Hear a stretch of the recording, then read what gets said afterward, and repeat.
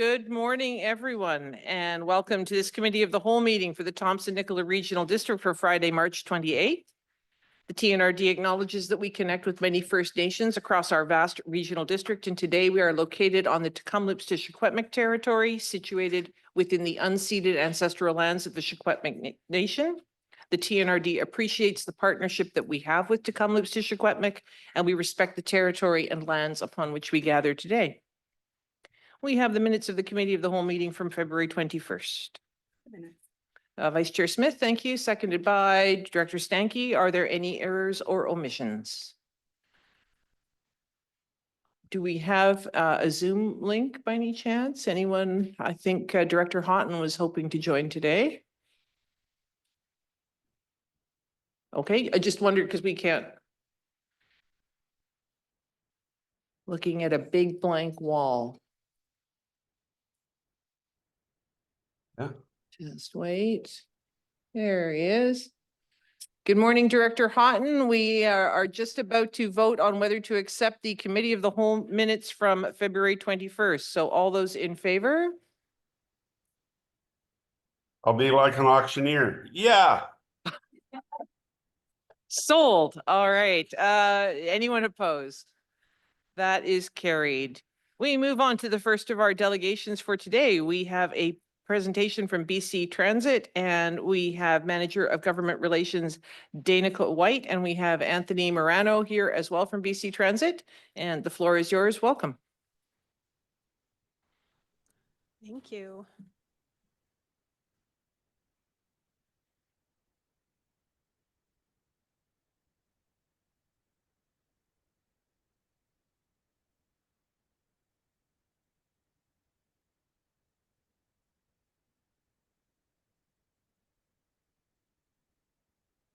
So I'll start with the acknowledgement from BC Transit as well.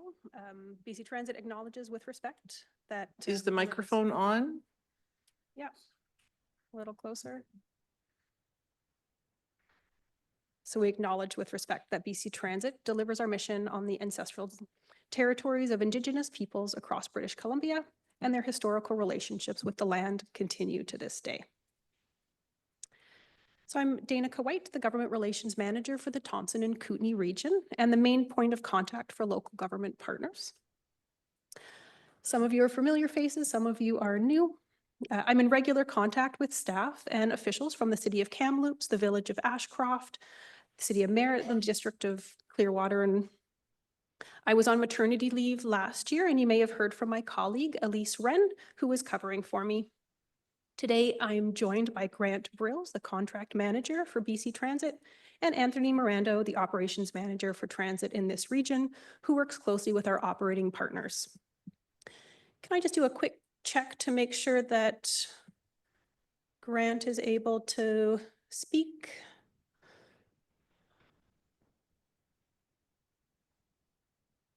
I am here if you can hear me. Yep, thanks.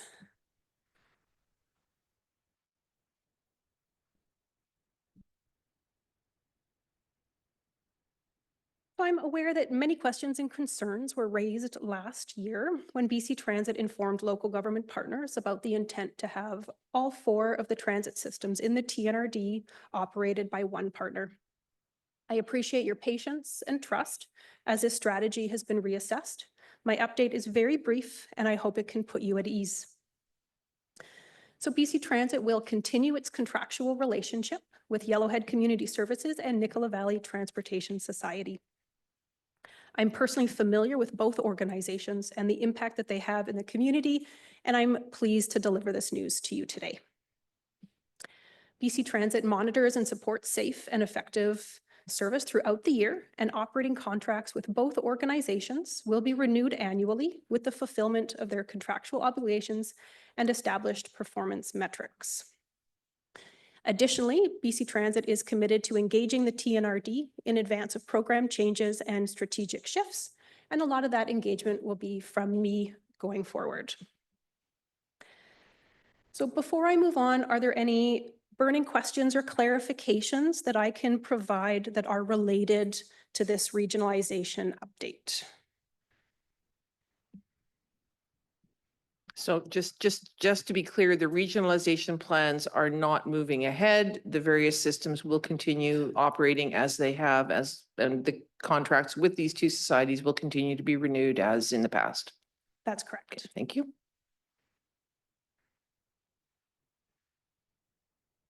Well, thank you. As mayor of one of the communities directly affected, I want to say thank you very much to BC Transit for hearing our concerns and for meeting with us over the last, seems like a very long time, a year or so, I guess, and really taking the time to hear what we had to say and to hear our appreciation for the services that we have. And thank you for acknowledging that and allowing us to have this certainty in our communities. I know that a lot of the riders, certainly Ashcroft, Cache Creek, Clinton, will be very happy to hear that there are no changes proposed to the service. I can't see that it would be any different in Clearwater or Merritt. Director Sow? Thank you, Chair. Thank you, Ms. Whites, for coming here today. I'm one of the newly electeds for electoral area A surrounding Clearwater. I would like to thank you for coming here today to meet with us. I know it's a long way from the coast. And I also like to thank BC Transit recently for supporting 2 new buses to service the Clearwater and, Vavenby, Birchon, and Blackpool area.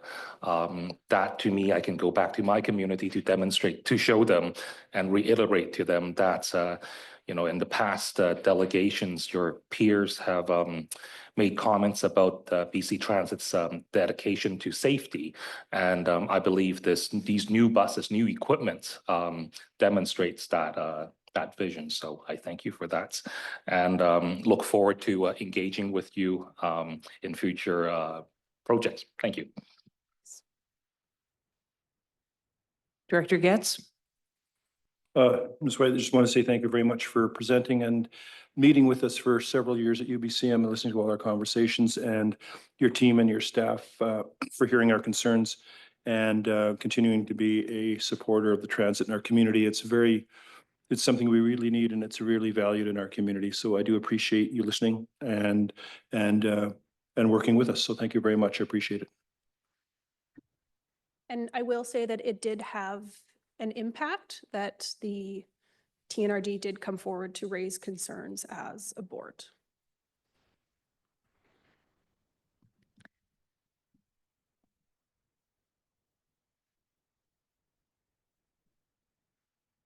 So I have some annual ridership data from our most recent annual performance summary. So unfortunately, this is from the 23-24 fiscal year, because we're just sort of at the end of our 25 fiscal year. In the next couple months, I'll have new annual performance summaries that will be available to local governments about their transit systems.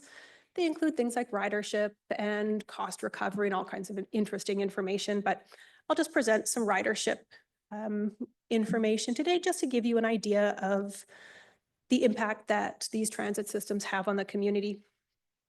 So even though most rural transit systems are quite small, as you know, they provide a highly valued service to the residents who utilize them and often rely on them. I recognize that transit services are very subsidized by the province and by local taxpayers. And it isn't a service that every community member uses, but for those who do, it's often a vital lifeline to getting to work, getting to social engagements, or enabling seniors to live independently for longer than they maybe otherwise would have. And the riders in each community are very different. With the introduction of electronic fare, or UMO, in Kamloops, we were able to see that 53% of all transit riders are TRU students with a U-Pass. That's something that a year ago we didn't know.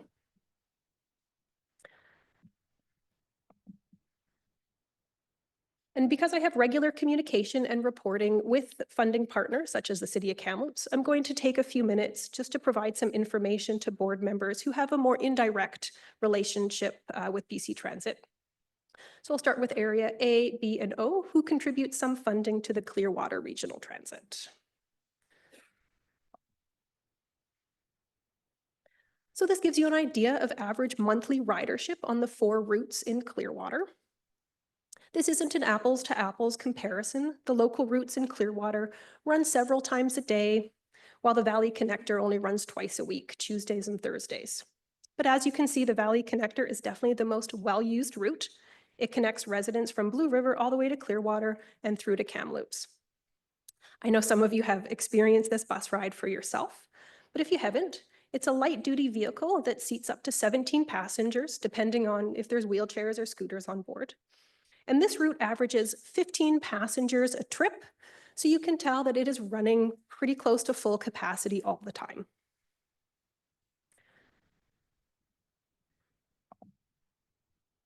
I also have some ridership data for the Route 4, the Lower Nicola route in the Merritt Transit system, which is partially funded by Area N.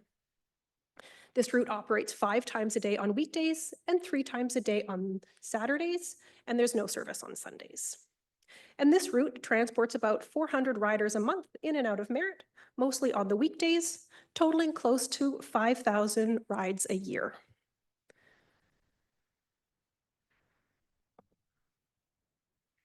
So ridership data is generally the most important tool for making informed decisions and investments. Last year, new onboard technology was installed in Merritt, Ashcroft, and Clearwater fleets, and upgrades were done to the fleet in Kamloops, which has had a similar technology for a number of years.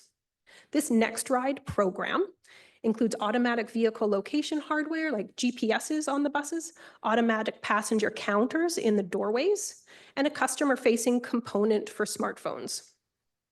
For the rural systems, we've been getting new kinds of data since August of 2024, such as very detailed route-level ridership information, insight into some of the most popular bus stops, and the busiest trip times of the day or of the week. The onboard hardware tracks bus locations in real time and records vehicle speed. So in a system like Merritt Transit, for example, we might be able to use this data to make recommendations for the best place to invest in a new bus shelter, for example. In Kamloops, we use the data to better understand on-time performance issues. We were receiving a fair number of complaints from customers about bus drivers rushing and buses being late and people having to wait for the buses being late. So many scheduling adjustments were made last year to allow bus drivers to be better able to stay on track on their schedule and also be driving at a more comfortable and safe speed.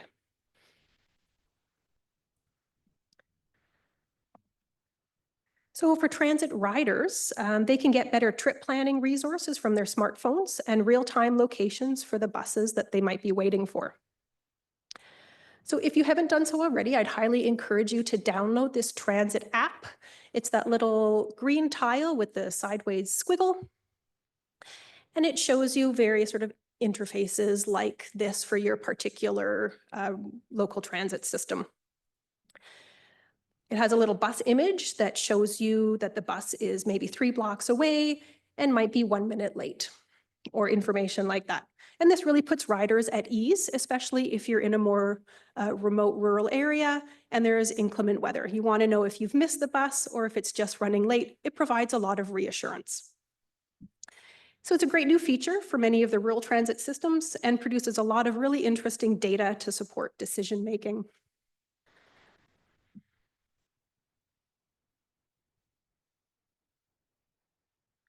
So BC Transit has a legislated funding model and existing relationships with funding partners.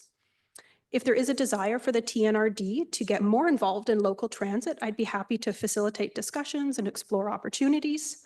This could be for things like wanting to introduce transit service to a new area, increase the frequency of an existing route that might be performing well, renegotiating existing funding contracts through the community transit partnership agreements that might already be in place, or maybe establishing a new one.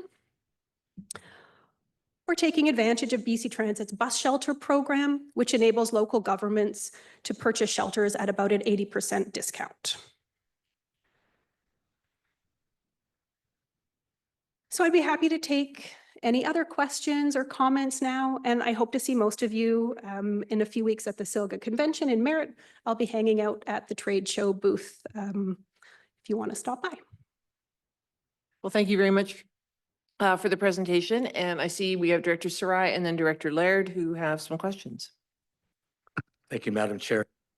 Thank you for the presentation. Just curious, I didn't see anywhere with all the new buses that Director Sawad always has already mentioned, but the older fleet, where would you be doing your maintenance to make sure that they're on time and they're on the road and they're safe? Is there one hub, or is it going to be smaller places throughout the region for maintenance and repair? Respectfully through the chair. So the maintenance will continue to be done the way it has in the past. So it won't be a single maintenance facility. And I might throw it to my colleague, Anthony, if he wants to say anything else about that. But I believe right now we have third-party maintenance providers in Merritt and Clearwater who are providing that. Yeah, all I'll add is that each operating company works with who they choose to work with in their region and their systems. Clearwater, for example, works with TNT. In Merritt, it's the GM dealer down there. So it's whoever the operating company chooses to work with. They sign a contract that protects the rates we pay so that it's not huge fluctuations, which helps budgeting for local governments as well. And where we own a facility in Kamloops, for example, we have in-house maintenance. So mechanics that work there work for the operating company. We try to be as efficient as we can. Yeah. Does that answer your question? Yeah. Director Laird. Thank you, Madam Chair. Thanks for the presentation. It's Marriott and Area M, not N, that participates in that area. But that's all right. I'll share it with her, but I don't think her pays any money for transit though. So anyway, it's Area M that is on with the city of Merritt. And I had a question around getting benches put at some of the stops. I had a request for a bench to go into Lower Nicola, and I couldn't find anybody. It actually went back to highways, and highways had to make the decision whether or not the bench could go there. It's actually at a bus stop, and it's right outside of one of the larger mobile home trailer parks. And I couldn't get a bench put in there. I was wondering how I address that. Respectfully through the chair. So some of it does depend on where it is. If it is on a highway right of way, it does get a little bit trickier. And we do have to get the province involved and the Ministry of Transportation to get their sort of approval and support to do that.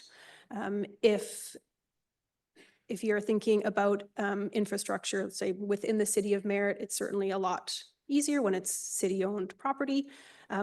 Every year, we do have an intake for this bus shelter program that I mentioned. If it was something that the local governments wanted to take advantage of, and they have everything from benches to full sort of covered walled shelters that can be purchased through BC Transit.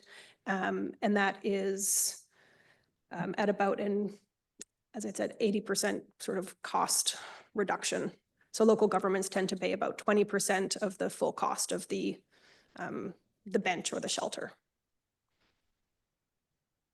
So your recommendation is that I work with highways on that particular, it is on the highway at a road right away. So they would be the ones that have to approve the location, and they were only asking for a bench, not a shelter.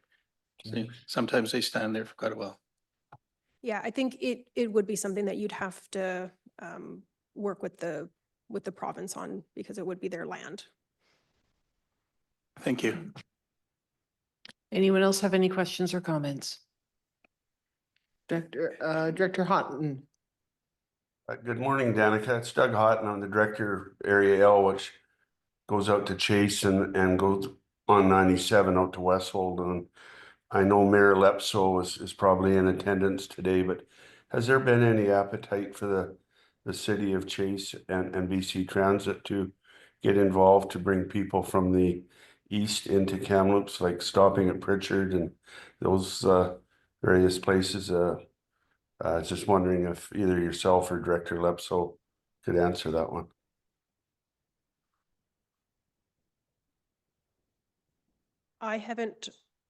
Nothing has been brought to my attention, but I'd be happy to facilitate or begin some conversations about that if there was interest. Okay, thanks, Danica. Director Lepso. Yeah, thanks, Doug.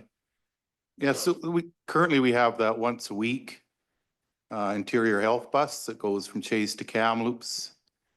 And we have the other bus service that goes through Chase twice a week, but a lot of people want some of this, so we'll probably look at it. It's just exploring costs and issues like that. So it's something that's being talked about, so we can probably talk about it. Thanks, Director Lepso. Does anyone else have any questions?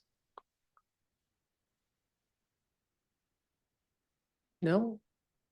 All right. Well, in that case, thank you very much. And thank you for the good news and thank you for listening and look forward to continuing the various partnerships into the future. Thanks for having me.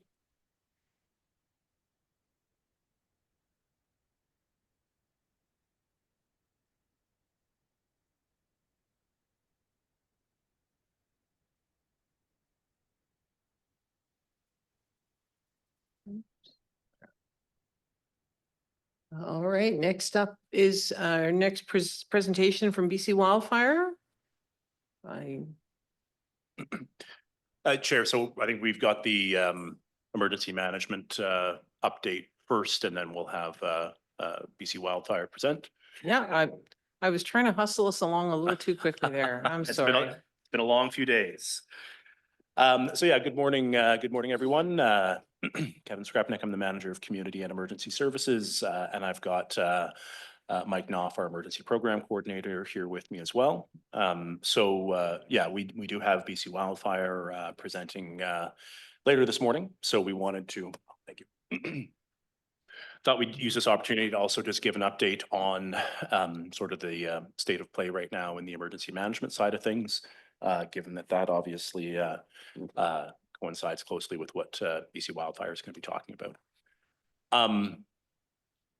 Some of what we've got in our presentation will be not necessarily new information for some members, but we do have some new faces around the table, and it's always good to have a bit of a refresher on sort of the process of things.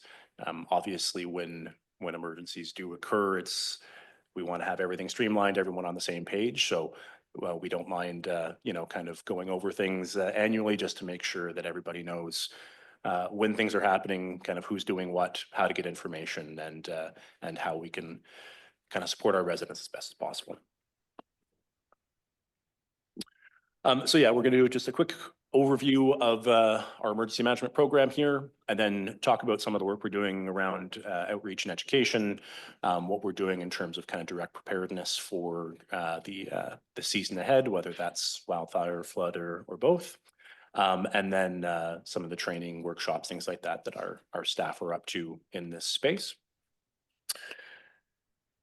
So, pardon me. In terms of, at the kind of 10,000 foot level, emergency management in the context of local governments in BC, we have specific emergency powers granted to us by provincial legislation. That's the Emergency and Disaster Management Act. And we'll kind of get into the nitty gritty of that in a later slide here, but the main function of what we're doing is around, evacuation orders and alerts for our residents who are, potentially at risk, and whether that's a wildfire, a flood, hazardous material incident, things like that.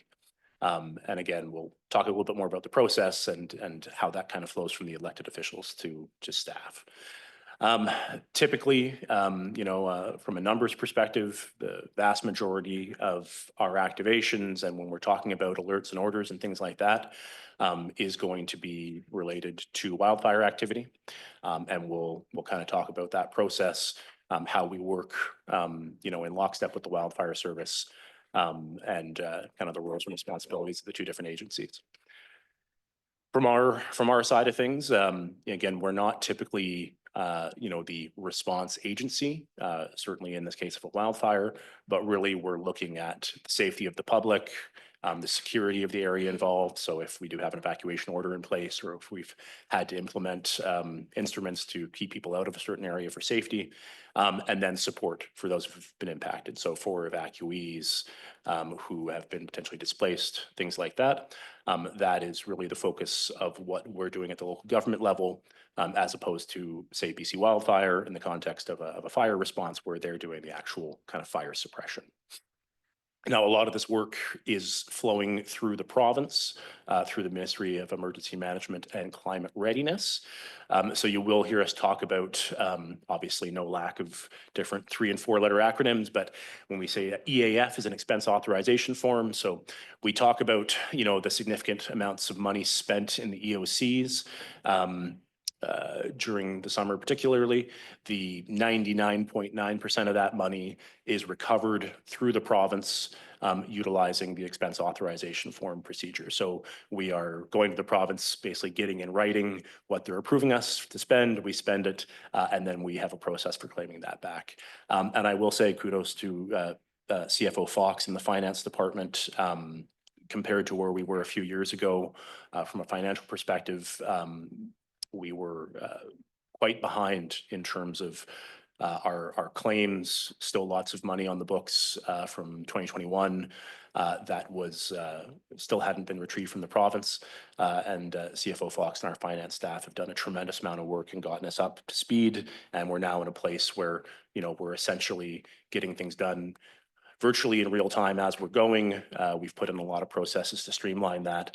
And it's not something that is keeping us awake at night as it was only a few years ago. So definitely a huge improvement there.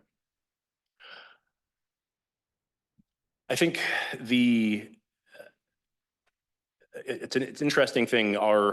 Obviously we are one of the most active EOCs in the province in terms of how often we are responding. A lot of that is, of course, due to the geography of the TNRD and the scale of our region. And we're certainly seen as leaders in this space. And I also teach for the Justice Institute of BC on the side, so I take time away from TNRD to go teach. So have an opportunity to work with a lot of other local governments, First Nations throughout the province. And I really have to say, we're definitely well positioned here. And I think a lot of that really is the nature of our staff. And I don't mean, my department necessarily, but just the staff organizationally. When we activate an emergency operations center, yes, there's a few community and emergency services people in there, but the vast majority of the people are folks who have day jobs elsewhere in the TNRD who put that work aside to come in there sometimes for months at a time. And do some really extraordinary but challenging work, and then have to go back afterwards and to a mountain of their day job things. The wheels of government keep spinning while the EOC is going. So there's good work happening in there, but there is also, of course, the rest of the organization has to come together as well. And when I am in other jurisdictions teaching, that is not always the case. So I really have to say this organization is really, really doing a good job in this space. I think a lot of that is the leadership of this board, the leadership of CAO Hildebrandt as well, in terms of making sure the EOC is empowered and well positioned to do what it needs to do. And I think also it's just the fact that because we are activating so often, we have that muscle memory and that experience. I was teaching on Vancouver Island a few weeks ago, and there were people in that room who, hadn't activated their emergency operations center in decades, compared to us, where it's essentially an expectation pretty much every spring and summer. So the silver lining of the fact that we are, so active is that we have that muscle memory and we have that institutional knowledge. So in terms of the funding of the program, just as again, for background, 80% of the funding is coming from the 10 electoral areas. The remaining 20% comes from seven of the member municipalities that are involved in the emergency program. So that being Chase, Clearwater, Barrier, Clinton, Cache Creek, Ashcroft, and Lytton. So those 7 municipalities also pay into the emergency program and receive support from us as well. They're responsible for their own emergency operations centers and kind of the emergency response within their boundaries, but we support them as best we can. And we do also manage their ESS teams, the emergency support services folks. So those are who set up the reception centers for evacuees when we have evacuations going on.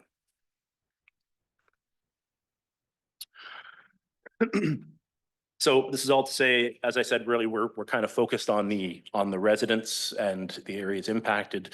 What we don't have the authority for, fighting the wildfires themselves, if that's the emergency at hand. Waterways, water courses, things like that are going to be provincial jurisdiction. Roads, as this board's well aware, we don't have any control over roads, but obviously during the course of an emergency, that could become challenging in terms of the jurisdictional side of things. Generally speaking, environmental impacts, water and septic systems, unless of course it's a piece of TNRD infrastructure, policing, and health services as well. So this is often, again, when we are involved in events, this can be quite confusing for the public.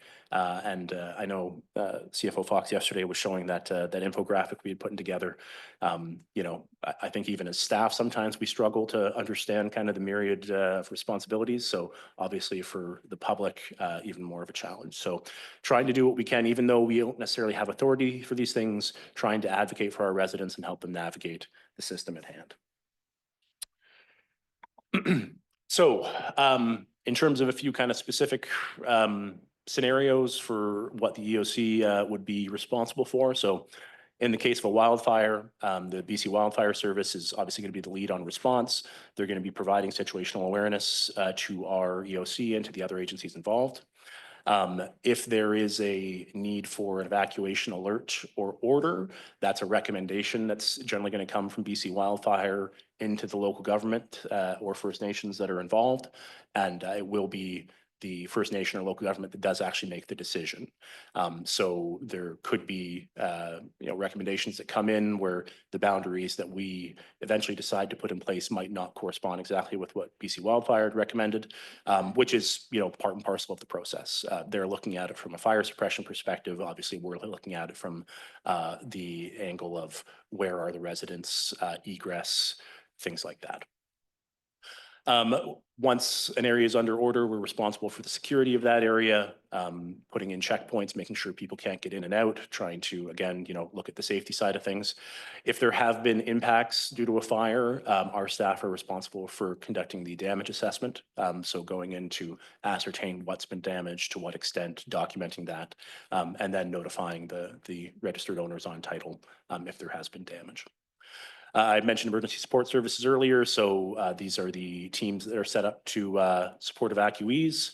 Now, that could be TNRD teams, or it could be us coordinating with the city of Kamloops or with other host communities as well. And a huge role of the EOC is around livestock. So given the nature of where a lot of these incidents are happening, whether it's livestock, hobby farms, domestic animals, a huge and often overlooked piece is how that's handled, getting them out of harm's way, and supporting operators to try to maintain consistency. In the case of flooding, a little bit different. Now, the province is, forecasting flood and, weather events, but there is not a, we don't have a flood service in the way that we have the BC Wildfire Service. So in the case of flooding, as a local government, we are taking more of the, command role on the ground, looking at flood protection measures, what needs to be put in place. We do have a relatively up-to-date policy that governs this from 2021 that speaks to kind of what we can protect and what we can't, how we support private property owners, how we protect our own infrastructure, working with other agencies, things like that. So a little bit more hands-on in the flooding situation. But of course, this is also a role where we'd be looking for support, whether it's from BC Wildfire or other agencies in terms of the actual, horsepower on the ground for, setting up this is pictures from Savinaw in 2022, and this was we'd had a BC Wildfire crew assisting us with some sandbagging and Tiger Dam deployment as well. And of course, bringing in often contractors who are experts in terms of flood response. So, that's not necessarily an expertise that we have in-house in terms of being able to have someone with the know-how of how and where to set up some of these measures. So in terms of how we are engaging the board during these events, so the chair, vice chair, or designate is responsible as the head of the local authority for actually signing the state of local emergency. And that is what activates the extraordinary powers that are in the provincial legislation in the Emergency and Disaster Management Act, or EDMA. So when that happens, in signing the state of local emergency, the chair or designate is also at that point delegating authority to the EOC director to then put in place the evacuation orders and alerts and other instruments that might be necessary in the area where we've declared the state of emergency. Now in TNRD, our practice has generally been to put in most situations, we're putting the entire electoral area under a state of local emergency, just as a really, an abundance of caution, but also just administratively to streamline. If we have obviously a fire that's growing quickly, it's one less thing we have to do if we're constantly having to expand the state of local emergency as well as the subsequent evacuation orders and things like that. So if this is in an area that you represent, and I think particularly for our EA directors, you're going to be notified by TNRD staff. Generally, that's going to be CAO Hildebrandt, Mr. Vieira, myself. We want to keep the EOC focused on response, but the senior staff will definitely take that role in terms of ensuring the board is kept up to date. And I think this is a thing, again, from my work with other jurisdictions. I think this is a real strength in TNRD. In other areas, and we see this kind of shifting over time. Some jurisdictions, the CAO will actually be the EOC director and is quite a bit more involved kind of in the hands-on operational side of things.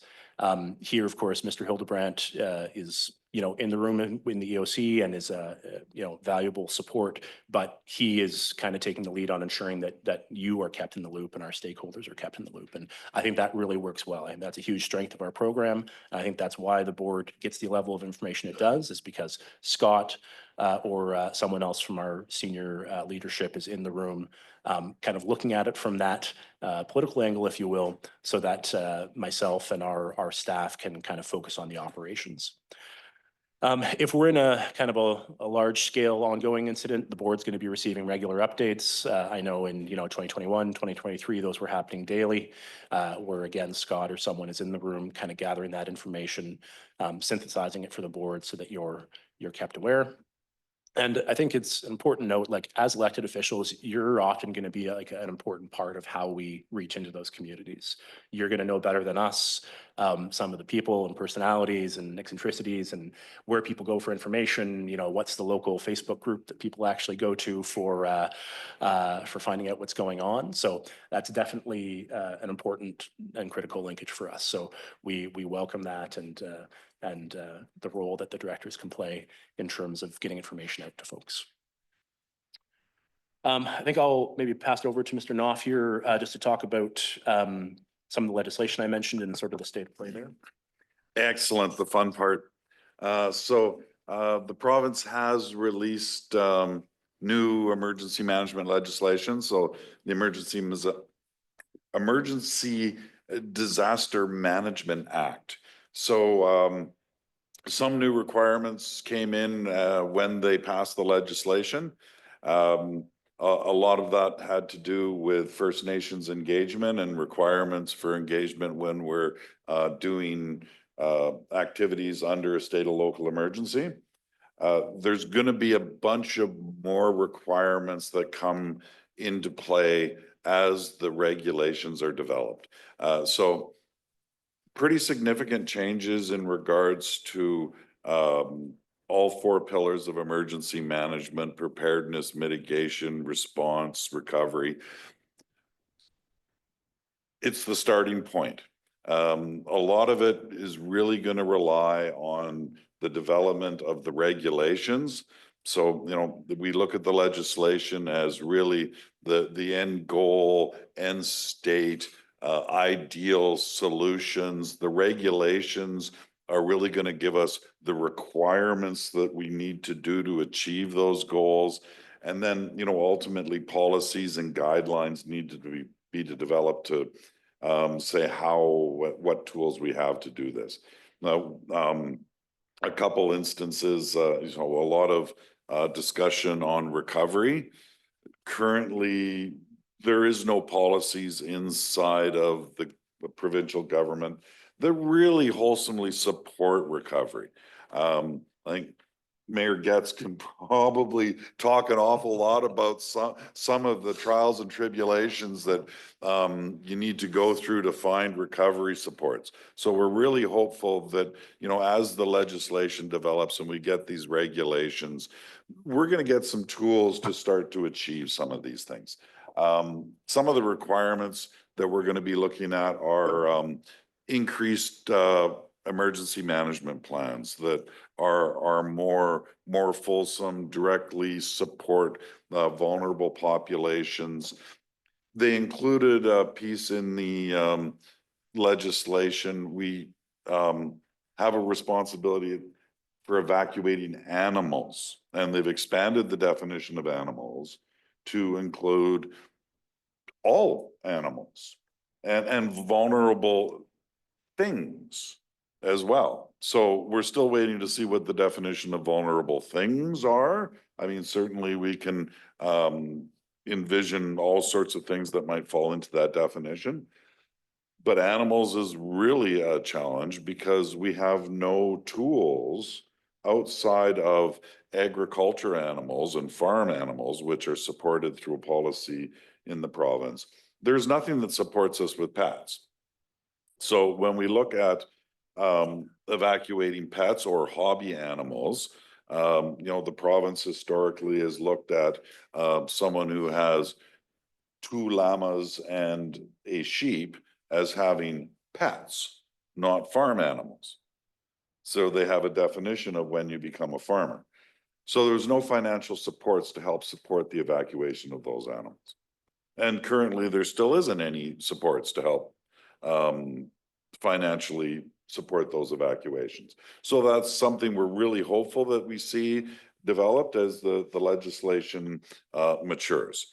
Currently for hobby animals and pets, we're looking to nonprofits and volunteer groups to help support us. Here, we rely on the Canadian Disaster Animal Rescue Team, who was actually engaged with us last year for the Shetland Creek fire, and the city of Kamloops let us use the brand new Parkcrest School. So, we had pet cages in the brand new gym before a basketball was bounced. So, great partnership with the city of Kamloops. And that's the sort of thing that we look at in the Emergency Operations Center is, well, people don't evacuate without their pets. There's for a lot of folks, they're very emotionally tied. So we've got to make some contingencies and planning for that. And, that's going to be part of the new legislation. The hazard risk vulnerability analysis. There's a requirement for us to look at hazards and their impacts on people, places, and things. Given the TNRD is so vast, what does a hazard risk vulnerability assessment mean for the TNRD? Because almost exclusively it's Crown land. And, so mitigation on Crown land becomes very problematic. What does a solution for the residents on Highway 8 look like? And what sort of analysis do we have to do to quantify that risk? These are all things that are going to come out in the regulations, and, we'll try to achieve that. And likely we will do that through grant funding and provincial supports. Business continuity plans are a requirement inside of EDMA. I'm a little shocked that it exists inside of EDMA, to tell you the honest to gosh truth. And, there is some word there that says emergency services. So I don't think the intent was a comprehensive business continuity plan, but every government desperately needs to have a business continuity plan. This is critically important. So it's not just emergency management that should be looking at business continuity. That should be every government, every department should be, looking at business continuity as something that's critically important. And, we certainly have experiences in this region of, the importance of business continuity when you're impacted by an emergency event.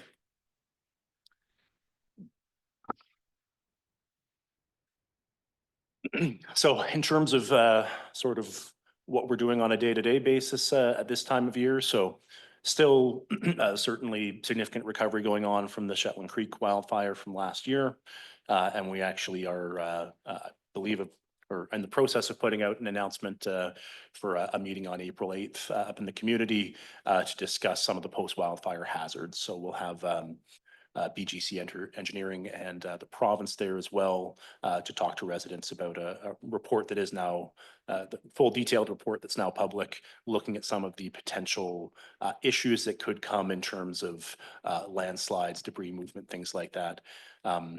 For folks who have been up in the Venables Valley, either before or since the fire, obviously lots of steep slopes, lots of homes at the bottom of those slopes, and a lot of those have now been fairly intensely burned by the fire. So definitely going to be an issue going forward. And we've seen that play out on Highway 8 and in other areas of the TNRD after fires have gone through.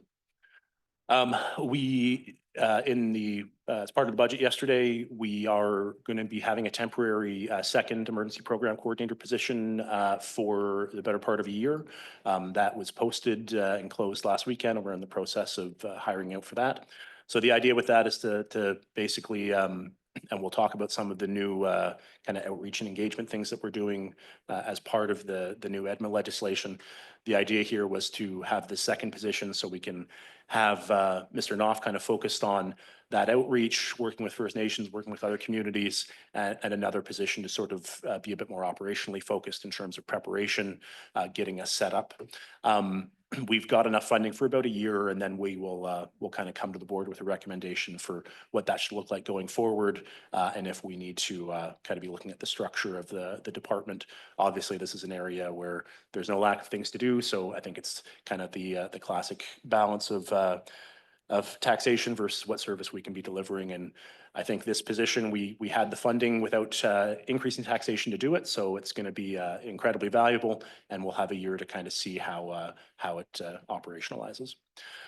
Obviously monitoring the snowpack and the freshet outlook, certainly not my wheelhouse to speak to, but I wouldn't say my concern level is high this year for freshet flooding, just given the snowpack is where it is. Don't look outside. Yeah, obviously we've had a good amount of rain in the last few days, and certainly flooding, we have the snow melt driven freshet flooding. That's one aspect, but then of course there is also just the wildcat events like what we saw in Savinaw last year, or of course the atmospheric river in 2021, where it's not necessarily driven by snow melt, it's driven by just extreme weather. So that's always going to be a concern for us. Grants through UBCM. So we've applied for 2 of the Community Emergency Preparedness Fund grants for supporting our ESS teams and our Emergency Operations Center, and looking at some other ones potentially as well. We also found out yesterday, as it turns out, we have some more money from a Municipal Affairs grant following the atmospheric river that needs to be spent. So that's good news towards some further resilience options. And then just sort of the day-to-day monitoring weather, hazardous material incidents. We had one up just north of Alberta at the north end of Area B last week that was keeping us busy through the weekend. House fires, again, just severe weather monitoring. So we were on some calls this week because of the system we're dealing with now. Obviously, just wanting to be ahead of any potential issues that could come up, particularly in fire impacted areas from the onset of the rain we've had. So on that outreach piece, I'll pack it past Mr. Knopf here to speak to that. So, we did receive funding from the province, their Indigenous Engagement Requirement funding.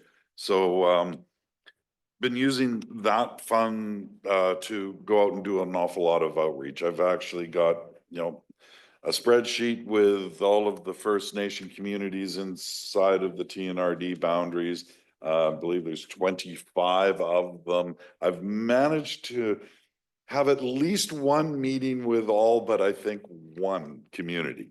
So, I view that as a success. It's an awful lot of work. It is actually one of the favorite parts of my job. So getting out into community and building those relationships, hugely important and hugely valuable because the First Nations communities throughout the TNRD are almost always impacted alongside of our residents. It's always a joint response. So having that coordinated approach is a real critical piece to success. So really pleased that the province provided us that funding. We'll talk a little bit about some of the training and exercises that we're funding with it also. There was a second intake this year, so we've also received that. So we're going to be able to, carry that effort on into this year, which is a great thing. Really, we're focusing on trying to ensure that we have good communication protocols. Who and how and when are we communicating? And that's a real key piece.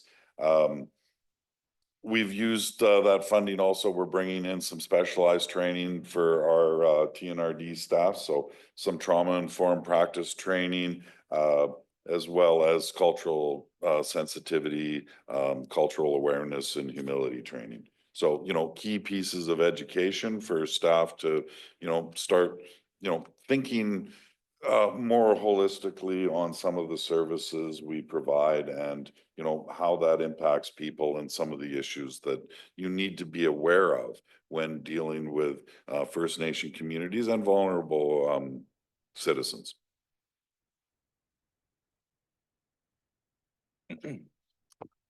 Yeah, so in terms of sort of preparedness related things, we've got the ongoing evacuation route planning. It's also been funded through some UBCM grants. And I believe we are targeting to have that done in the next few months here. Yeah, I mean, our ideal goal was to have the lines on the map by the end of the month. I think that'll probably stretch out. The grant requirement is, I believe, the end of August.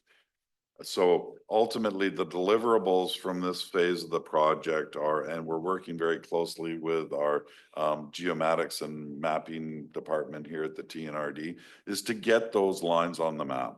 And this is really starting to come to a head for me. I've got at least 3 issues in my inbox now where roads that either residents believe to be their secondary egress or worse, we've actually mapped as secondary egress are being deactivated by either a licensee or BC Timber Sales.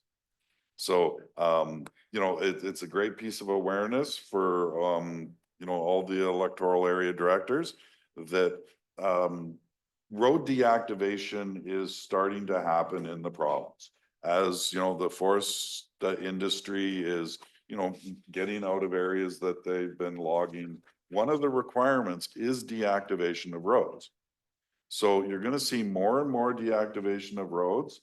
We're particularly concerned when it's secondary egress.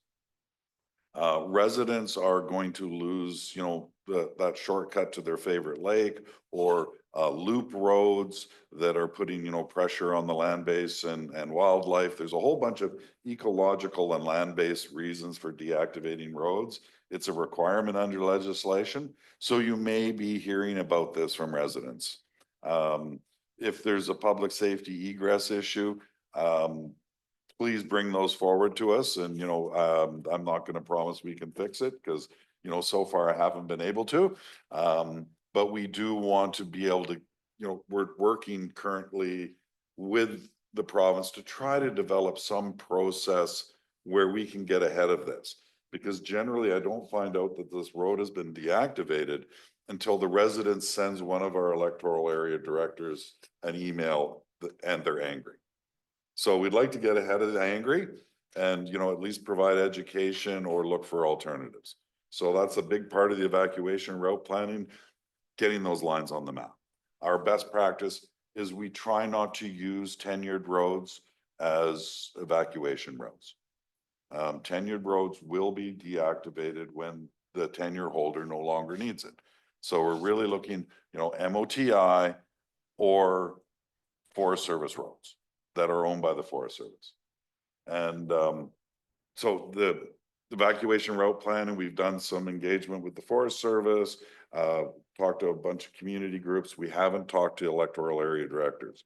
So, you know, if I'd love to have that conversation and show you what we have on the map for your electoral area. And, you know, it's an invitation for you to reach out to me, and I'm more than happy to schedule some time to show you the product and what we're thinking. And you can tell me what we don't know, because you know the areas probably better than we do. I think we've done a pretty good job with the consultants, but you know, what don't we know? I'd love to have that conversation with you. So please feel free to reach out to me via email or phone. And in terms of just kind of general EOC readiness, so I think most members of the board have seen the new facility on the 3rd floor. So that is, you know, purpose-built for the EOC. At this time of year, obviously, we keep it available for meeting space, but it's great to have that resource, fairly what we'd call a hot facility that can be activated quite quickly. And we do have it set up to be modular. So if we only need half the room, we've got it enabled so the rest can still be used, you know, for meeting space for the rest of the organization, and we can have a small EOC based out of the rest of the room. So yeah, I've got lots going on just in terms of making sure that room is ready. We are moving corporately to a new phone system as well. So our IT folks are in there as we speak, actually getting that all set up. I think it'll actually be a benefit for the EOC in terms of how we manage, you know, during big events, obviously lots of public calls coming in. I think this new system will actually make that a lot easier for our folks who are on the other end of the phone. Putting together some, you know, worker wellness things for our staff who are going to be in there, and then just general training as well. And we'll expand on that a bit. Mike had mentioned our geomatics team is hugely supportive of us and have been doing a lot of great work, putting together some platforms for us to use. Obviously, mapping is a huge part of what we're doing out there. So there's some updates happening in that space, and that's also going to, again, just streamline the information that we can get to CIO Hildebrand and out to yourselves in the best way possible. And then Voyant Alert, I think most folks in the room are familiar with it, the alerting system, subscription-based one that we have set up for the public. A number of our municipalities and First Nation partners are utilizing that as well. So we do try to promote Voyant Alert as much as possible at this time of year. And I think Mr. Davies is planning to do a test at some point this spring, just to do some promotion around getting folks into that system. All right, and I'll pass it over to Mr. Knopf on this one. All right, so training and exercising. So we've been busy taking workshops and training, basically when there's opportunity throughout, well, you know, we're busy in the EOC till September. We did have a session with our agriculture coordinators that we bring into the EOC to help support livestock evacuations. So worked with that policy's moving target with the province, but we've got some great contractors in town that work regularly with the agriculture industry, and you know, we're ensuring that they get training to, you know, be a good part of our emergency operations center. We're working again with the Indigenous engagement funding on a joint exercise with Kamloops to Schwepnik and the city of Kamloops. Looking forward to that. It's likely going, I'll, you know, let it out of the bag a little bit, some sort of an emergency exercise in the Paul Lake area. So, you know, there's First Nation Reserve on the north side of Paul Lake, TNRD on the south side of Paul Lake. So this will be a nice coordinated response for a very realistic scenario. And then, you know, the city of Kamloops is likely engaging as an emergency support services host community for us. So we're going to be doing an ESS exercise to support that, as well as an EOC exercise to look at some of the issues that might come up with that sort of multi-jurisdictional event. In preparation and to support that, April 12th, we're planning with Kamloops Search and Rescue to do a bit of a door knocking exercise in the Paul Lake area, just to try to figure out information flows and timing and, you know, making sure we're working well with search and rescue when we're doing that public notification piece. Did you want to talk about the Justice Institute courses? Yeah, so we've got a lot of our staff have kind of taken the initiative to pursue additional courses kind of in emergency management through the Justice Institute. So some of them are kind of taking that themselves. There's other courses hosted by other jurisdictions. So we've got a number of people traveling around at this time of year. And again, this is the real kind of hands-on skills that they'll be utilizing in the EOC. And then, yeah, we've been invited to an event actually next week on the island Comox Valley. So this is an interesting one. Just a few weeks ago, the Comox First Nation had a vote for a new treaty. And that has gone through, and it will now, as this kind of comes together, they'll be forming a formal emergency management partnership with the regional district and 3 of the municipalities in that area. So it's going to be a very unique kind of first of its kind in BC arrangement. And there's an emergency exercise taking place next week that's going to sort of look at how that's going to function based given that it's Comox, it will also involve the Canadian Armed Forces as well, because they have a pretty large play there too. So we've been invited to kind of participate and support in that. And obviously in TNRD currently, we don't have any treaty First Nations within our boundaries, but I'm sure that will change as time goes on. And of course, once First Nations have treaty status, that does also open the door to them sitting at the regional district table as well. So I think this is kind of an interesting exercise for us to be part of. And it might be a bit of a glimpse into what the future might hold for us. And then, yeah, just lots of other opportunities. Mr. Knopf's going to be down in the South Okanagan this weekend as part of some exercises and training around Tiger Dam deployments. Tiger Dams are those kind of water-filled bladders that you see being used for flood control. And then we also have a kind of a mass casualty incident exercise being spearheaded by the Blackpool Fire Department as well in a few weekends here. And I think lastly, we talked about, yeah, some of the kind of workshops and conferences, a lot of kind of the emergency management spaces around that kind of sharing of best practices and relationship building, things like that. So we have, we're covering the costs for a number of our ESS volunteers to head up to Prince George for a conference in late April, the Provincial ESS Conference. We've got a number of staff, both from our department and Fire Protection Services, who will be attending the Fire Smart Conference in Penticton in April as well. We've got a number of wildfire roundtables being spearheaded by the Fraser Basin Council, and then our own regional Fire Smart meetings happening under TNRD that are ongoing at this time of year. We had mentioned some of those Indigenous engagement requirements through EDMA, so we've also been attending sessions put on by some of our neighboring jurisdictions, so Fraser Valley Regional District and Columbia Shuswap. And then we've also taken the lead on establishing a kind of an informal regional district kind of emergency management group with our neighbors to the south. So we're getting together a few times a year with CSRD, North Okanagan, Central Okanagan, and Okanagan Smilkameen, just given the unique nature of regional districts, doing a bit of information sharing and mutual aid around how we can support each other. Okay, I think we'll leave it at that, and certainly any questions the board might have.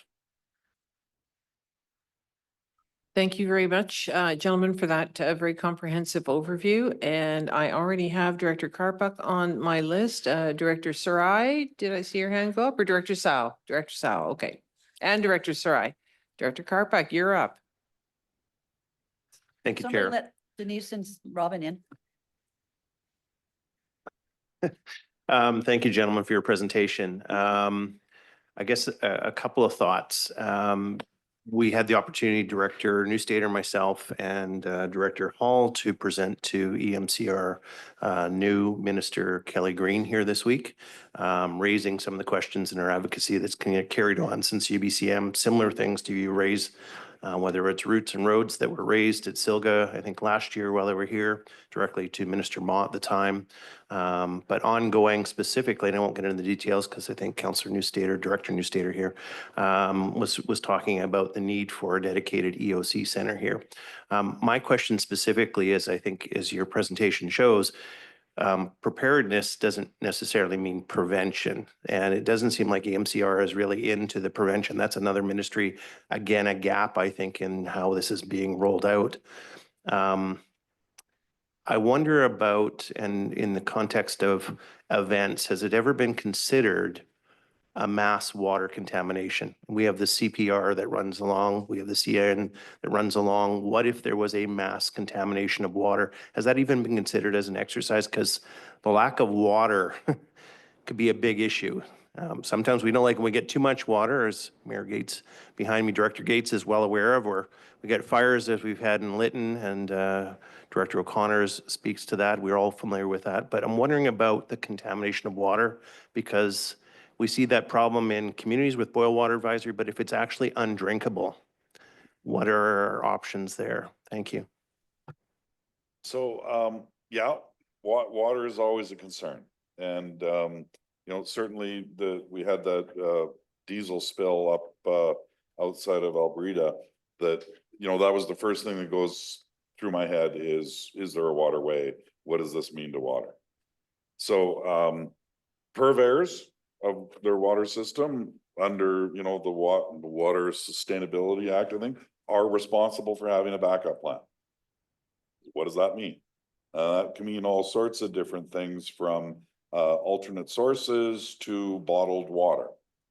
The city of Kamloops, I know, and, you know, Dan Sutherland, the previous emergency program coordinator, got an alternate intake put in.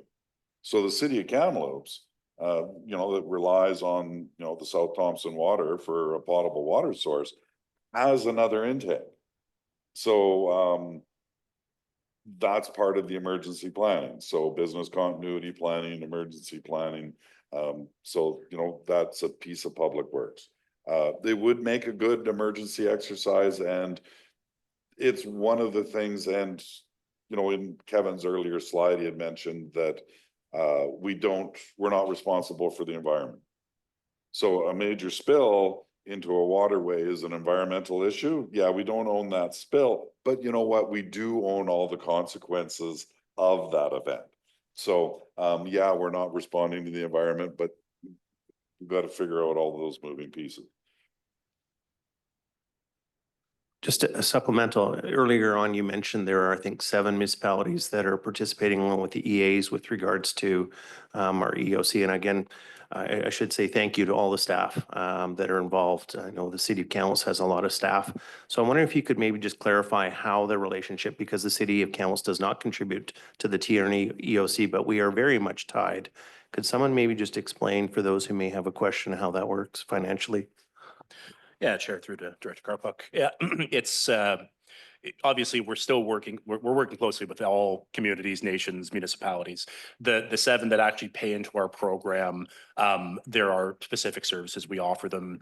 Managing their emergency social services team, we try to provide a bit of support in terms of GIS. If possible, we'll also provide staff. So in the case of Cache Creek, for instance, when they activated in 2023 for flooding, we moved some of our staff in to support them. So it's very specific things like that. It's not to say that we're not deeply coordinating as we do with the city of Kamloops. And then so Merritt, Logan Lake, and Sun Peaks are the other municipalities who aren't formally part of the emergency program, but obviously are still within the TNRD, and we're working in lockstep with them. Thank you, Director Sarai. Thank you, Madam Chair, and thank you for that presentation and keep us informed. You mentioned the egress and the forestry roads, and that caught my ear because I know a lot of the people that I associate with, we go on the back road to go fishing holes throughout our region. We usually use a forestry map and online, but you don't get Wi-Fi in the middle of the forest, so you're usually on that map. How often does the province update those maps, and is that going to be something that we need to push for? Because you're gonna have residents that are in the back road just 4x4ing or fishing, not knowing that there's not that road there and it could be in the middle of the fire season. So how do we get that message out to them? I think that'd be a lovely advocacy piece. The Forest Road catalog is not updated as timely as you would like. There are roads on your map that are no longer roads. So that cycle, I mean, and that's a long-standing issue. When I started looking at this deactivation road problem that has now been presented to me, I have found papers talking about the road catalog that date back over a decade. So this is not a new issue, the up-to-date road catalog, and I'm sure everybody would love to see it. But a lot of those roads were mapped at one point, and yeah, getting that update is a problem. And I think what we've sort of pushed for the province to do is, as part of our evacuation route planning, we'll provide them with the line work of these are the routes that we've identified as being primary and secondary evacuation routes. Put this in your system and somehow make it so that if these are going to be impacted, that we're notified. So at the very least, we can then start planning around that and inform the community, and we're not finding about it third or fourth hand through complaints coming in through EA directors after the fact. Well, and it gets a little, the road that was presented to me yesterday that is being deactivated. So when I started to dig into it, okay, it's a BC Timber Sales road. So, BC Timber Sales, technically part of government. When we looked at this evacuation route planning, like less than a month ago, we sat down with the engineering officer from the Ministry of Forests for that district and looked at all these roads. And he bobbed his head saying, yes, this is a good choice. Because he didn't know BC Timber Sales plan. He had not seen it yet. So, that goes the same with licensees. Licensees are making plans, and the Forest Service doesn't necessarily know what they're doing. There is no obligation in legislation for a licensee to consult with anybody when they deactivate their road.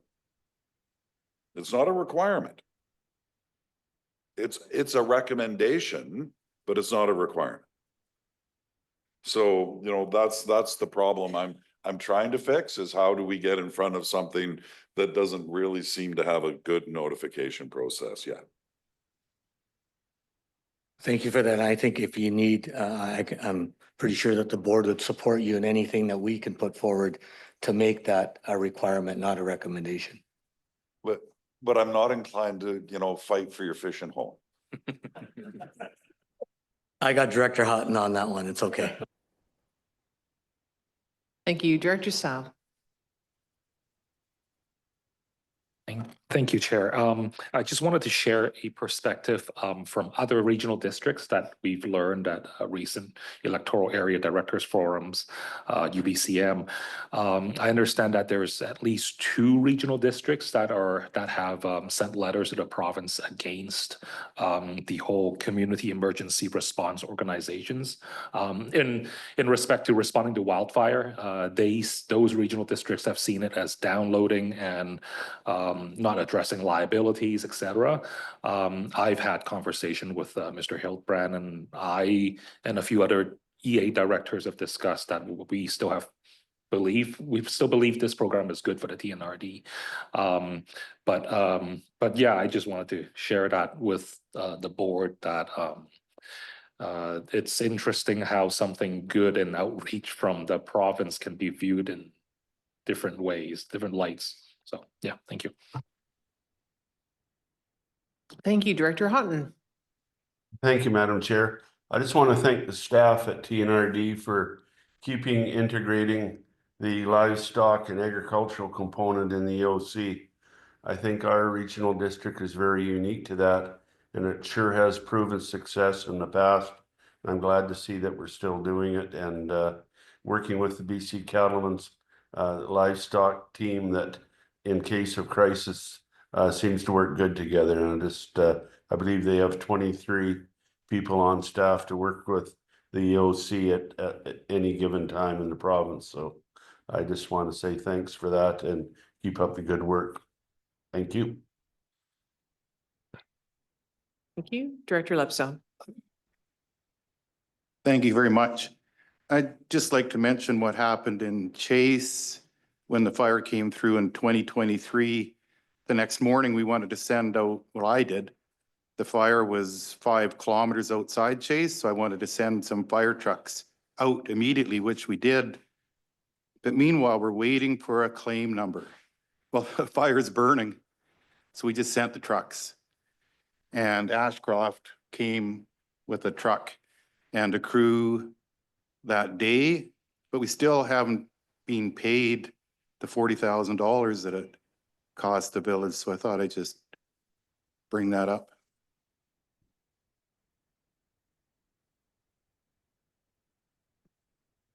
Yeah, through the chair, our next presentation is from BC Wildfire. So some of these questions maybe be better directed around the operational side of it. Just to reiterate, yeah, our EOC operations, we're not deploying any fire departments. That response goes through BC Wildfire. Director Grenier. Thank you, Chair. Gentlemen, thank you so much for your presentation, comprehensive presentation. This matter came up, the one I wrote to raise with EA earlier this week, but I'm going to be trying to formulate a solution, hopefully with the support of the whole director and board. In Savinaw last year, we had the flood, and the staff were just amazing in coordinating a response after the flood. We don't have any responsibility, but we, through staff, coordinated emergency teams such as Rubicon, financial donations from Enbridge and Highland Valley, coordinated our garbage pickup. So here are people that are dealing, seniors and young families, often no insurance, basements full of mud and dirt, looking around saying, what do we do now? We got all that problem sorted out. Staff then turned around, were able to use their elbow grease to get emergency disaster financial assistance. I think the minister said you just made it under the wire. And I'm sure it's because of the people in the staff there. More recently, the people that were affected that now have their basements have now recovered, have had the benefit of the disaster financial assistance.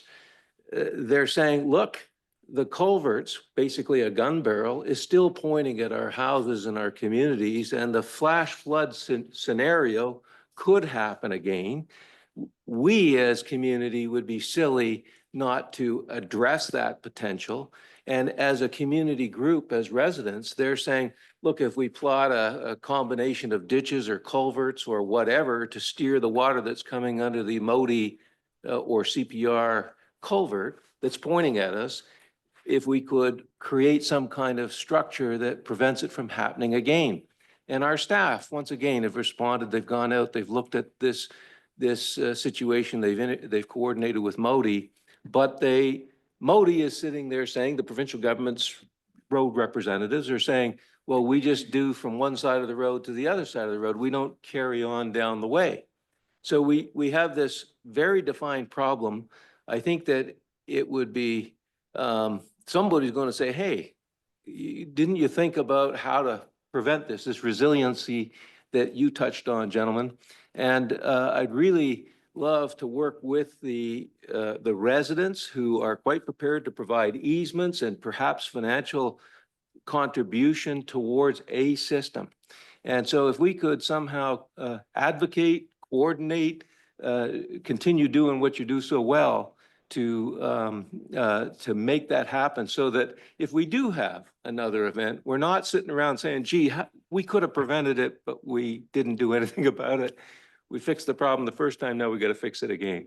And so I just letting you know that we're trying to percolate a solution here and might be back to you with some help on advocacy and support, that kind of thing. But thank you, gentlemen. Much appreciated. Thank you. Director Onslow. Thank you for that. My question is more around the disaster recovery for tourism operators when something significant happens, such as the Jasper wildfire. So in our area, our tourism operators were significantly impacted because of the lack of tourists heading to Jasper. So is there anything that anyone is aware of that would help those operators in situations like that to recover their tourism dollars because of the lack of tourists that are coming through from a natural disaster?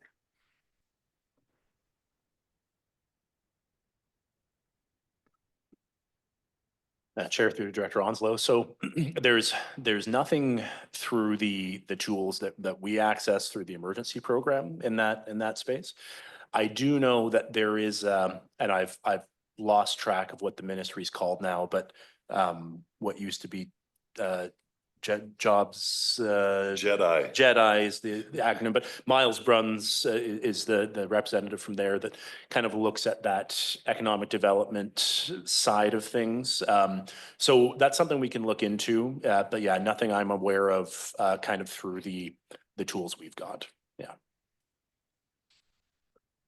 If I'm Director Onslow, I know that this was it 2023 wildfire season. And 2021, I believe the province was telling people don't go to the interior of BC, basically. In 2023, they actually put restrictions on people coming to communities like Kamloops was one of them. The Rocky Mountaineer had to divert. And my understanding is the province heard loud and clear from people in these areas that was a disaster. In the case of 2023, the communities that people were told to stay away from were saying, no, we had plenty of capacity.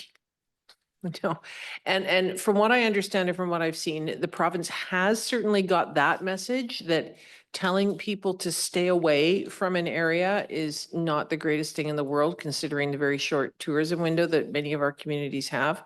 So they have taken that message on board. I think they are getting more careful now in their messaging. They're trying not to make it sound like the entire province is a disaster area and everyone stay away.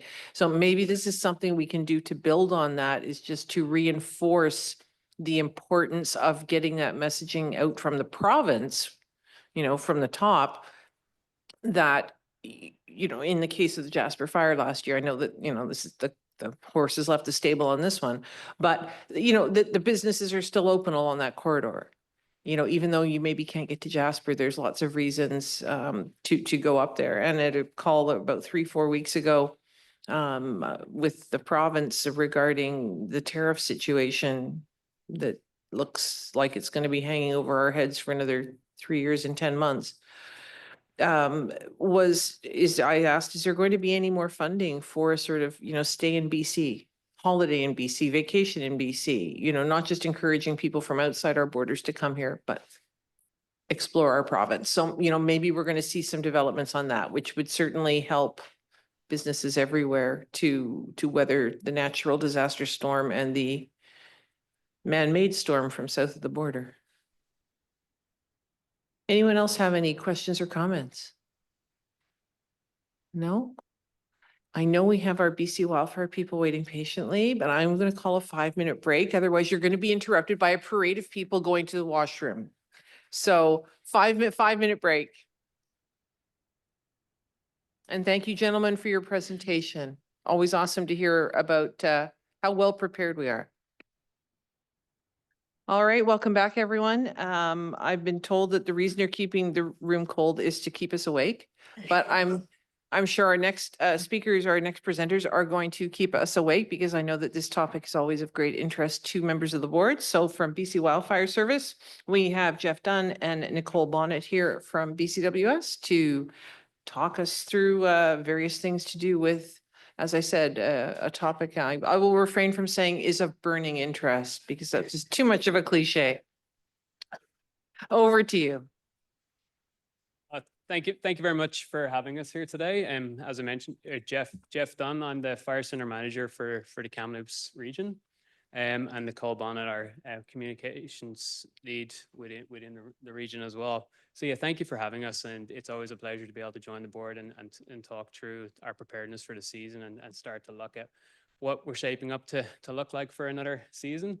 It's always great to come in as well and listen to what Kevin and Mike have to say and listen to their preparedness session that goes on ahead of this.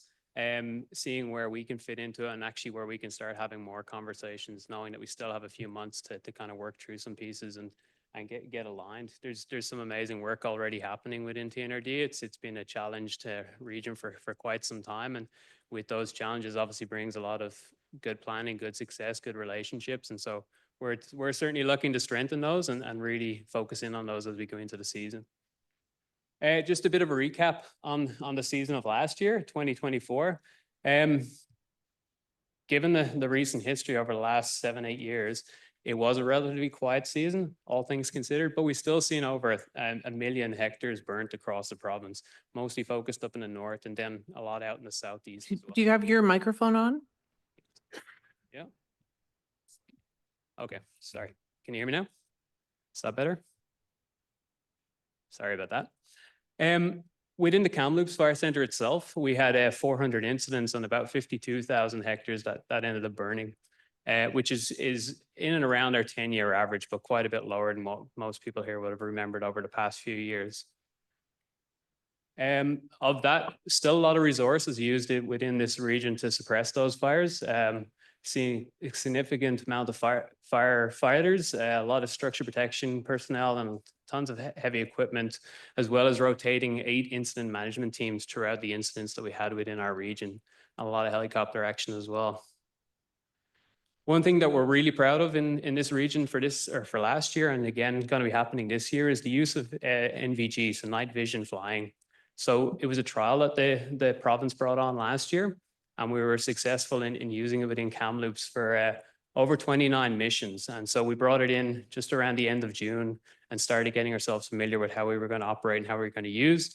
We started out with detection missions, so going out and verifying incidents overnight, flying around and being able to size up and decide how we were going to deploy resources for the next operational period. Throughout the fire season, we brought on a tanker group as well to be able to do suppression work overnight, being able to dump water onto those fires and keep them held until we were able to get crews back on them in the morning. For this summer, we're also going to be expanding it, so we're going to have 2 groups working, predominantly down in the Kamloops Fire Centre, but also being able to move around the province depending on where those incidents are.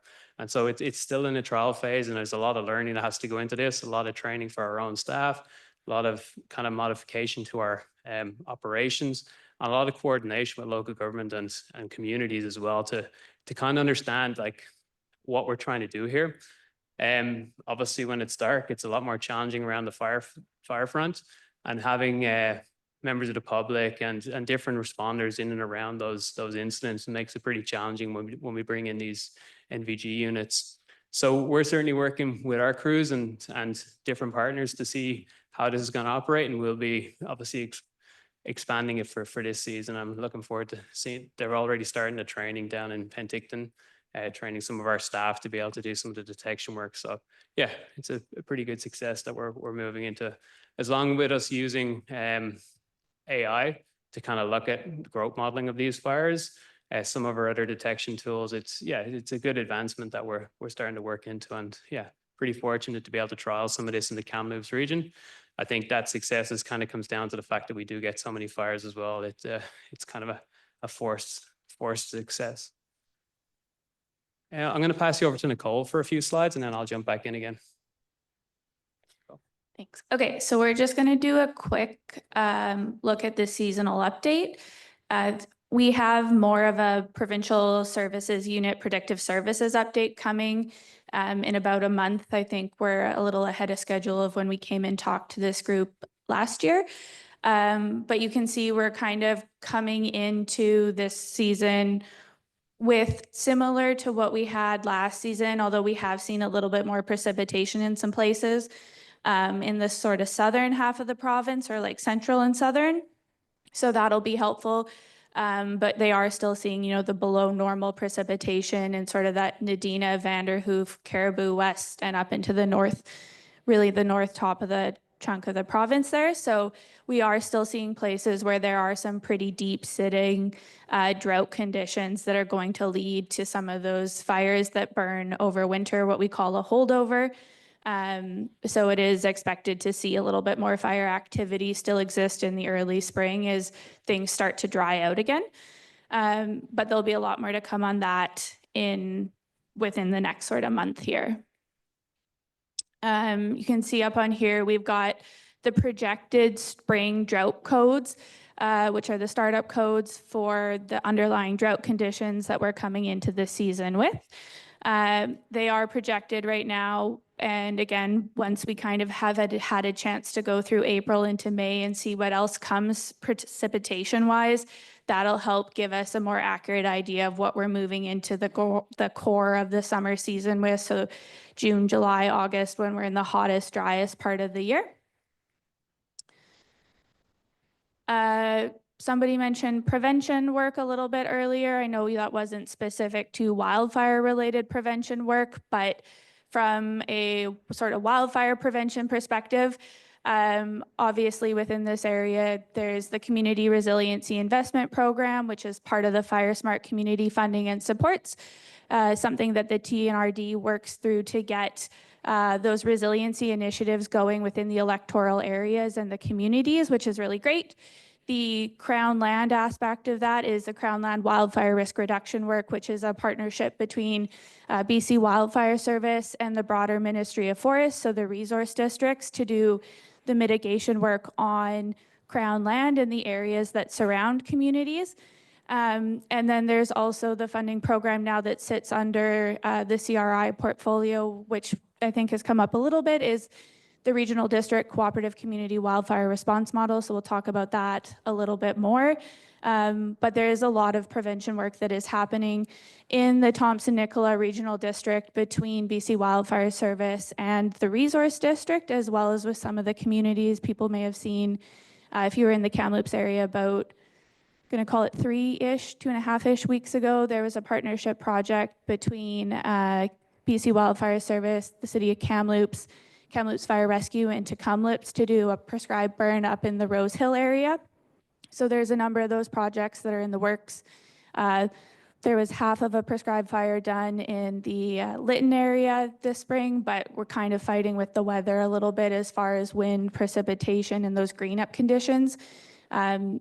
If we hadn't had some of that come in sort of consistent order, then you would have seen a little bit more prescribed firework happening in the area, which would have been nice to do, but those projects will sit shelf ready until the weather and window conditions present so that we can do them in a safe way and in a way that's beneficial to reducing the fuel loading, as well as having a good environmental impact. A quick overview of provincial resources for this year. So we're going to have 5 incident management teams that are specific to the province. Doesn't include the opportunity to bring in outside of the province resources, including IMTs. We have 30 unit crews for the year. We're sitting at approximately 145 initial attack crews, but that number is going to change a little bit as we move into the season. We have the 11 rappel program crews, so that sits out of Salmon Arm. 60 para-attack personnel, 800 core teams members. So the core program is we can pull from other ministries and staff that work for them to come in and help during fire season and fill operational or supportive roles during fire response. And then well upwards of 1,200 contract firefighters, type 2, type 3, and then this list also doesn't include the local resources that we'll get to in just a second. So for anybody who's not familiar, this is just a quick snapshot of the area that is the Kamloops Fire Center region. I'm not going to dive into it, but I'll just leave it up for a second for people to take a quick look at.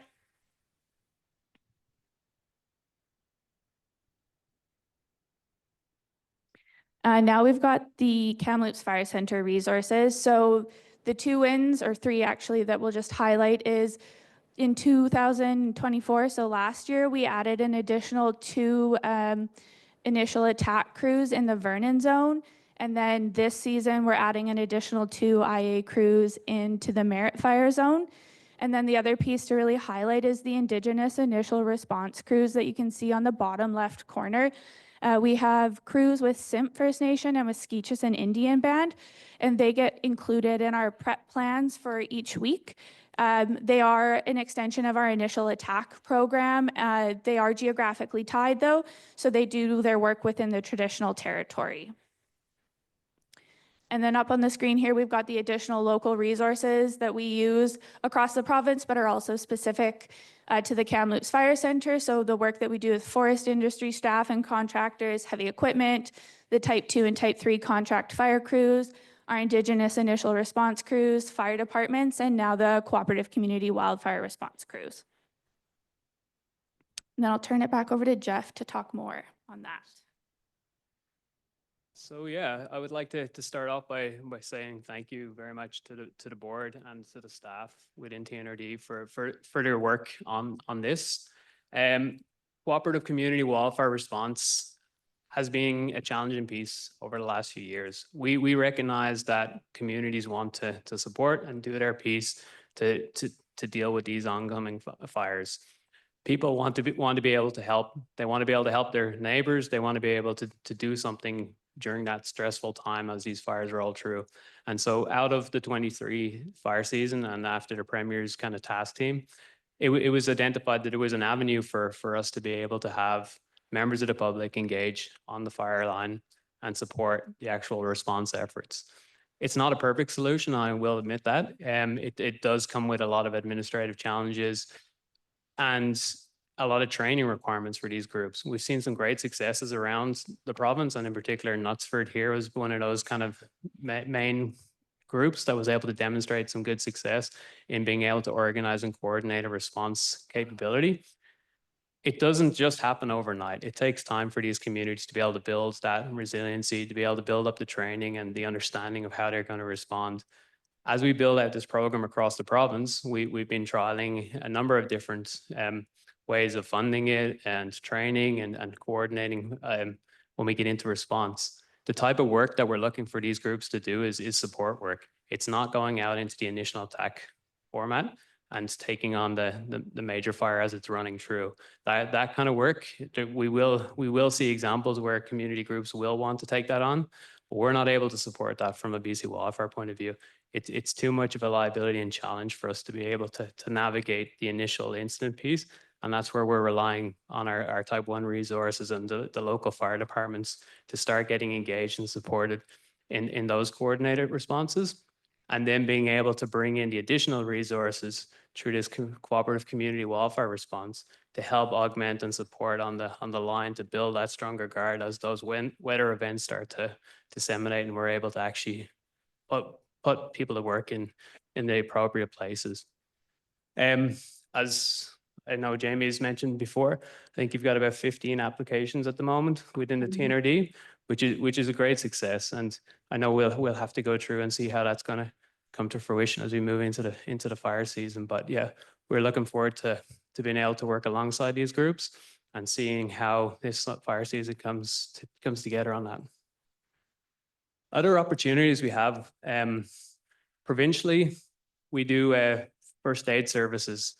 We do falling services, remote pilot aircraft, fire camp services, firefighter health services, large water moving systems, structural protection, and Type 2 and Type 3 services. So a lot of these are provincial contracts that people can apply on and get involved, and it allows us to be nimble across the province and move them around for where the hazard is. Having geographically locked services in some cases doesn't have the best benefit for us because fire seasons are different every year and we need to be nimble about where we position them depending on where the hazard lies.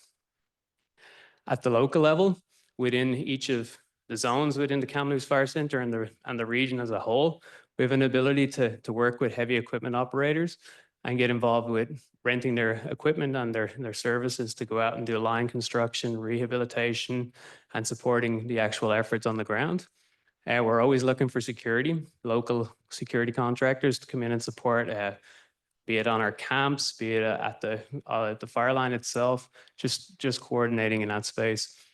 And then we have the entry-level fire suppression, which kind of encompasses some of the First Nation communities as well as some of the cooperative community firefighting. Within some of the First Nation communities, we try to look for some of the liaison opportunities and some of the heritage field technicians to help guide our response and help us understand where traditional sites are and being able to navigate where we're going to put our guards. Another important piece that we always look for is line locators to help support where we are going to build and construct our guard. And then we have stepped into the Indigenous initial response and had some success over the last few years with a number of our partners within the Kamloops zone, having an additional initial attack response that is, as Nicole mentioned, tied to a location that can help support our numbers when those hazards do increase in those areas. So a challenging piece that we all try to navigate, and it kind of came up in the earlier conversation, is areas and the lines on the maps and the fires that don't really care about those.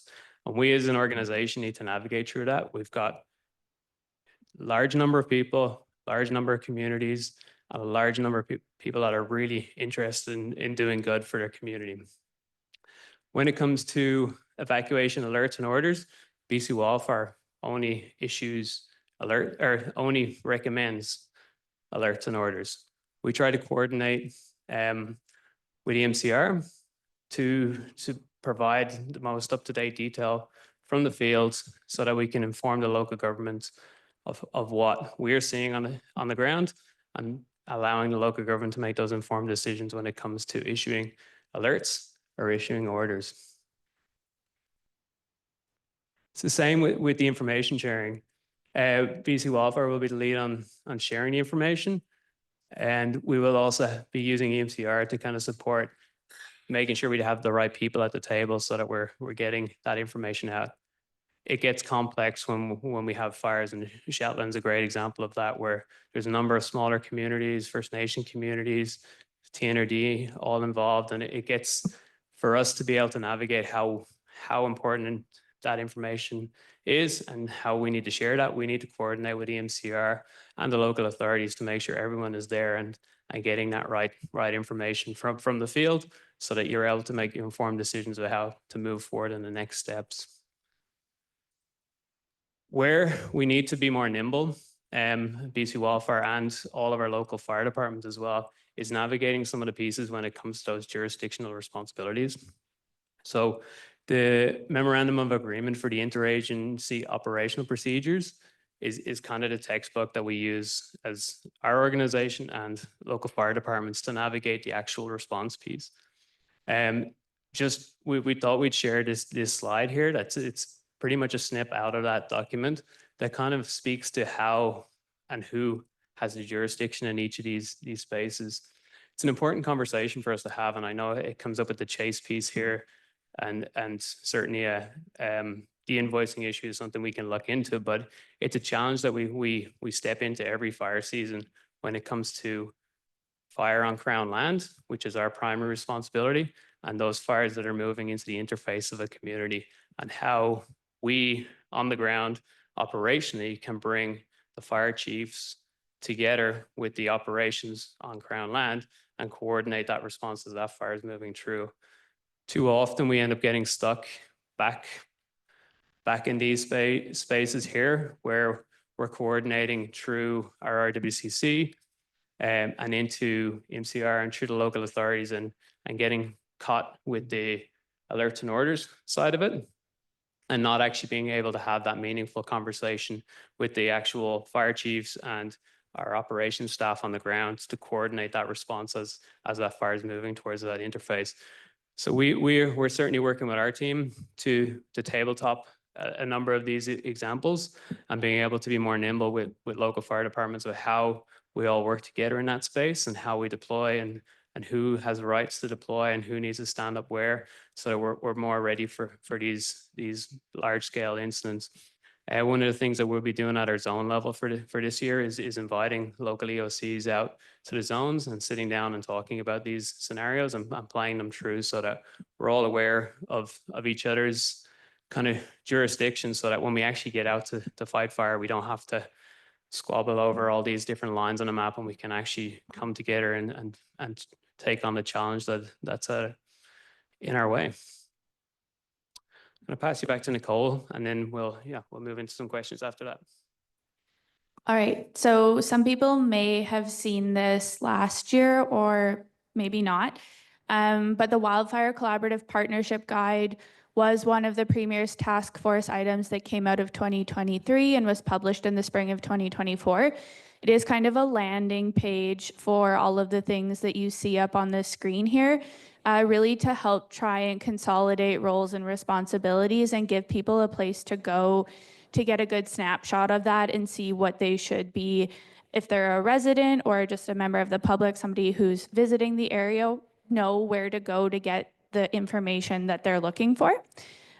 What's new this year is, based on the timing that it was rolled out last year, there wasn't an Indigenous governments chapter during 2024, but that's been developed over the winter with some Indigenous communities across the province, and that's now live. So the chapters are all, for the most part, complete, except for we're now looking for feedback.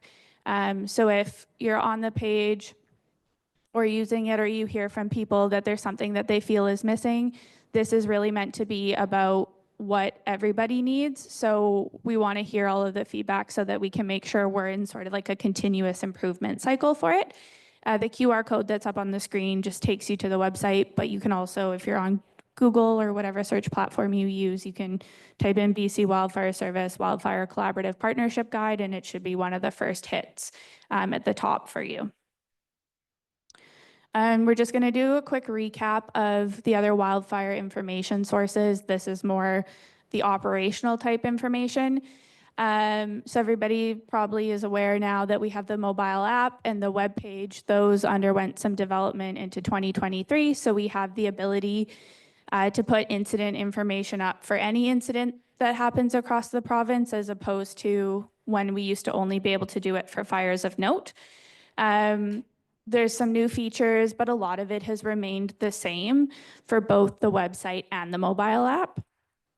So what's new this year is, if anybody wanted to be able to share while you're in the app looking at an incident, you have the option to share that now as like in text message form to your group chat. And then also on the dashboard, which is more of the like home page, not specific to incidents, where there's a bunch of stats and stuff. We now have totals for this year. So you can see up on the screen, it's going to account for things like hectares burnt, fires started or extinguished, causes, and the historical comparisons. The one thing we really want to try to get out there as best we can is this reporting of fire. You can do it from the app. If you are out in the backcountry and outside of cell service, you can still go into the app and put in your report. It's not going to send while you're outside of cell reception, but when you come back into town or come back into an area where you do have cell reception, the app will send it for you. You don't have to go back into the app to prompt it anymore. And the big thing that we're really trying to drive home is you can submit a photo with the app, and the photo is geo-referenced. So when it comes in, we can see where the person was, like when they took the photo and the direction that they were looking. That's particularly helpful when you have people in an area that they're not super familiar with, because we need the most accurate information we can to determine the most appropriate and timely response. The uptake on people submitting photos has been kind of hit or miss a little bit depending on the time of year, and I think depending on the area you are in the province. So we're really putting out a big push for people to submit those photos, because it goes a really long way to showing the operational staff in the office what you're actually seeing, so that they can make the most appropriate and timely response decisions. And then you'll see up here the QR code. I brought some business cards that have this on the back and some KFC information team contact info. I think somebody up here has them, and if anybody wants, you can come take a physical card with you. But we have the traditional information bulletin, which most of you have probably seen. It's more of like an operational notification of work that's occurring, or of prohibitions that are coming into effect, or an area restriction that's coming into effect. What we're doing this year that's a little bit new is a second version of it that we're calling the Kamloops Fire Center or KFC Spotlight. And it's going to be a little bit more educational in nature. So we've developed a bunch of topics and sort of newsletters that are going to be coming out in the spring and into early summer. It won't really be like a core of fire season thing, but it'll just be talking about explaining each type of crew a little bit more. So an initial attack crew, a unit crew, the rappel crews and their program, safety challenges that exist on the fire line, generally explaining the human cause categories, because often people see human caused and think that, you know, it was arson or a cigarette, but human caused is just really anything attributed to human activity. So if a power pole falls over and starts a fire, that's a human caused fire, just as an example. So just trying to really get some more of that educational content out there that people maybe think about but don't necessarily go do a deep dive 30 clicks into our website to find. We're just trying to make that a little bit more easily accessible for people. And then for anybody who is on X, formerly Twitter, you'll notice our presence on that is going to be a lot more limited moving forward. It is for no other reason than there just doesn't seem to be a lot of engagement on that platform anymore. So we'll be mostly just sharing like legal information, area restrictions, prohibitions, that type of thing. We do also have an Instagram account that's now live for anybody who utilizes Instagram. It won't be for operational information, but it'll again be more of like an educational platform, projects and storytelling, that type of thing. And then our sort of key platforms will still be Facebook, YouTube, where we put up a lot of videos, and then really just trying to drive people to the website and all of the wildfire dashboard and the incident pages there. We'll still be posting a few like operational and fire updates on Facebook, but you'll notice that they're going to be a lot more few and far between, and they'll really be directing people to the incident specific pages themselves. And now, questions. Okay, well, first of all, thank you very much for that overview. And I've got Director Sao with his hand up. Anyone else right away? All right, Director Sao, go ahead. Really, nobody else? I got a few questions and comments. Thank you for your presentation. Area A, just the area around Clearwater and the North Thompson. Thank you very much to you and your team last year responding to the East Blackpool Dunn Lake Road fires. Our area residents were on evacuation alert, and seeing those aerial assets being deployed was very reassuring to our residents, as well as Upper Clearwater, where I know one of your IA crews responded to a report by our local fire brigade at 10 at night. So we sincerely appreciate that. I do still want to continue to share a concern. Last year that, we were noticing a lot of wildfire crews were still driving, from East Blackpool back to Kamloops, after a day in the fire lines, just out of concern for their safety. And also in terms of accommodations, I hope, your team would feel comfortable reaching out to TNRD staff who can then reach out to the electeds. I think all of us here would be more than happy to reach out to our community networks to find accommodations and link you guys to that. That's another thing. And I also wanted to share, thank you very much for your ministry's initiative on the community cooperative wildfire response teams. Upper Clearwater in my area is one of such entities. This past winter, I've been reaching out to East Blackpool residents to try to drive an interest to form such a society so that we can capture these training opportunities. But I just wanted to share with you some of the struggles that we have in these areas. It's not that people don't want to get involved, but the volunteer time available to our rural residents it's short to begin with, and to maintain a society these days, there's a financial aspect and also time as well. And one thing, just for your awareness, it could play into other factors in your consideration down the road, is that I heard feedback that, you know, there wasn't a lot of uptake in part of the East Blackpool community because they have fire insurance or they're able to afford fire insurance for those folks. So you have that classification of residents, and then you have ones who cannot afford fire insurance or can't. And those would be the type that, you know, they want to stay and defend.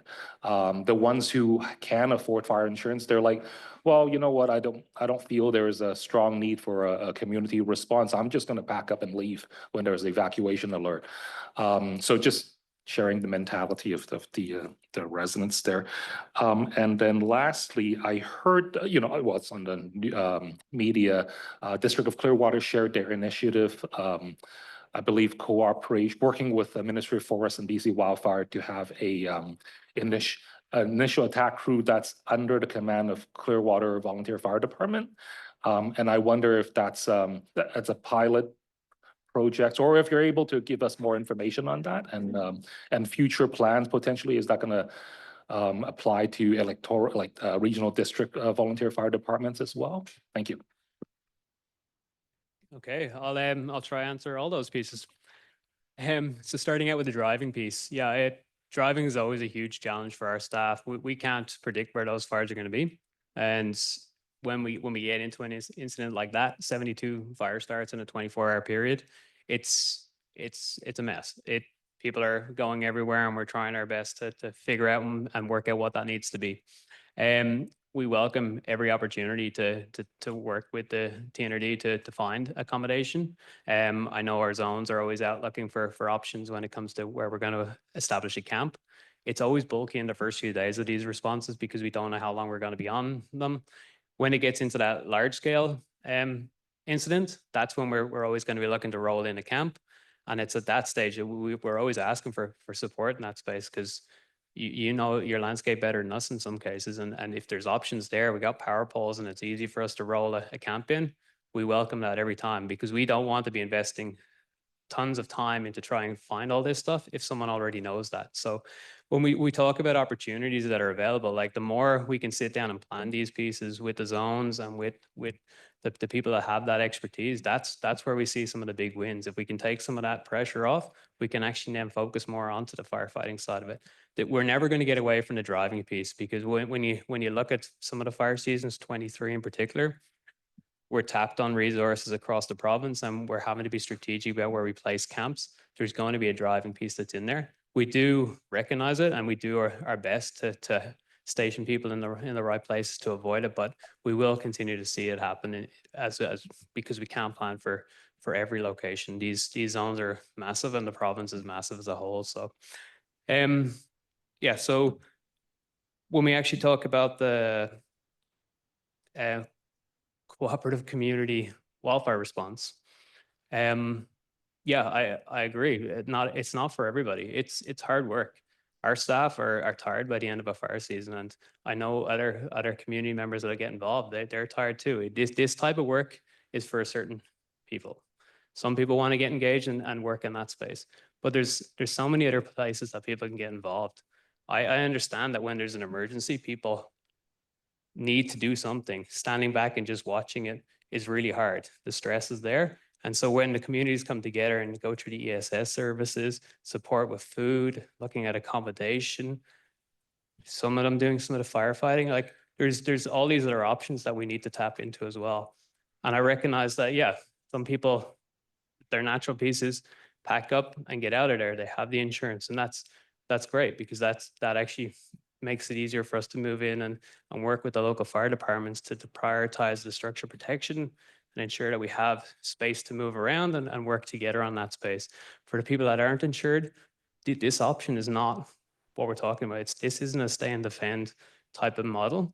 People that want to stay behind, they're going to do that if they're going to do that. We don't look at insured versus non-insured property. We go out, we assess, and we work with local fire departments under structure protection to assess the best solution for that incident and put our structure protection in place accordingly. So if it's a property that's completely covered in trees and it's going to be no win and there's one next door that we can work with and we know there's going to be success there, we're going to prioritize working on that one. And then maybe we might have time to get back to the other one. But this is back to that conversation about coordinating our efforts.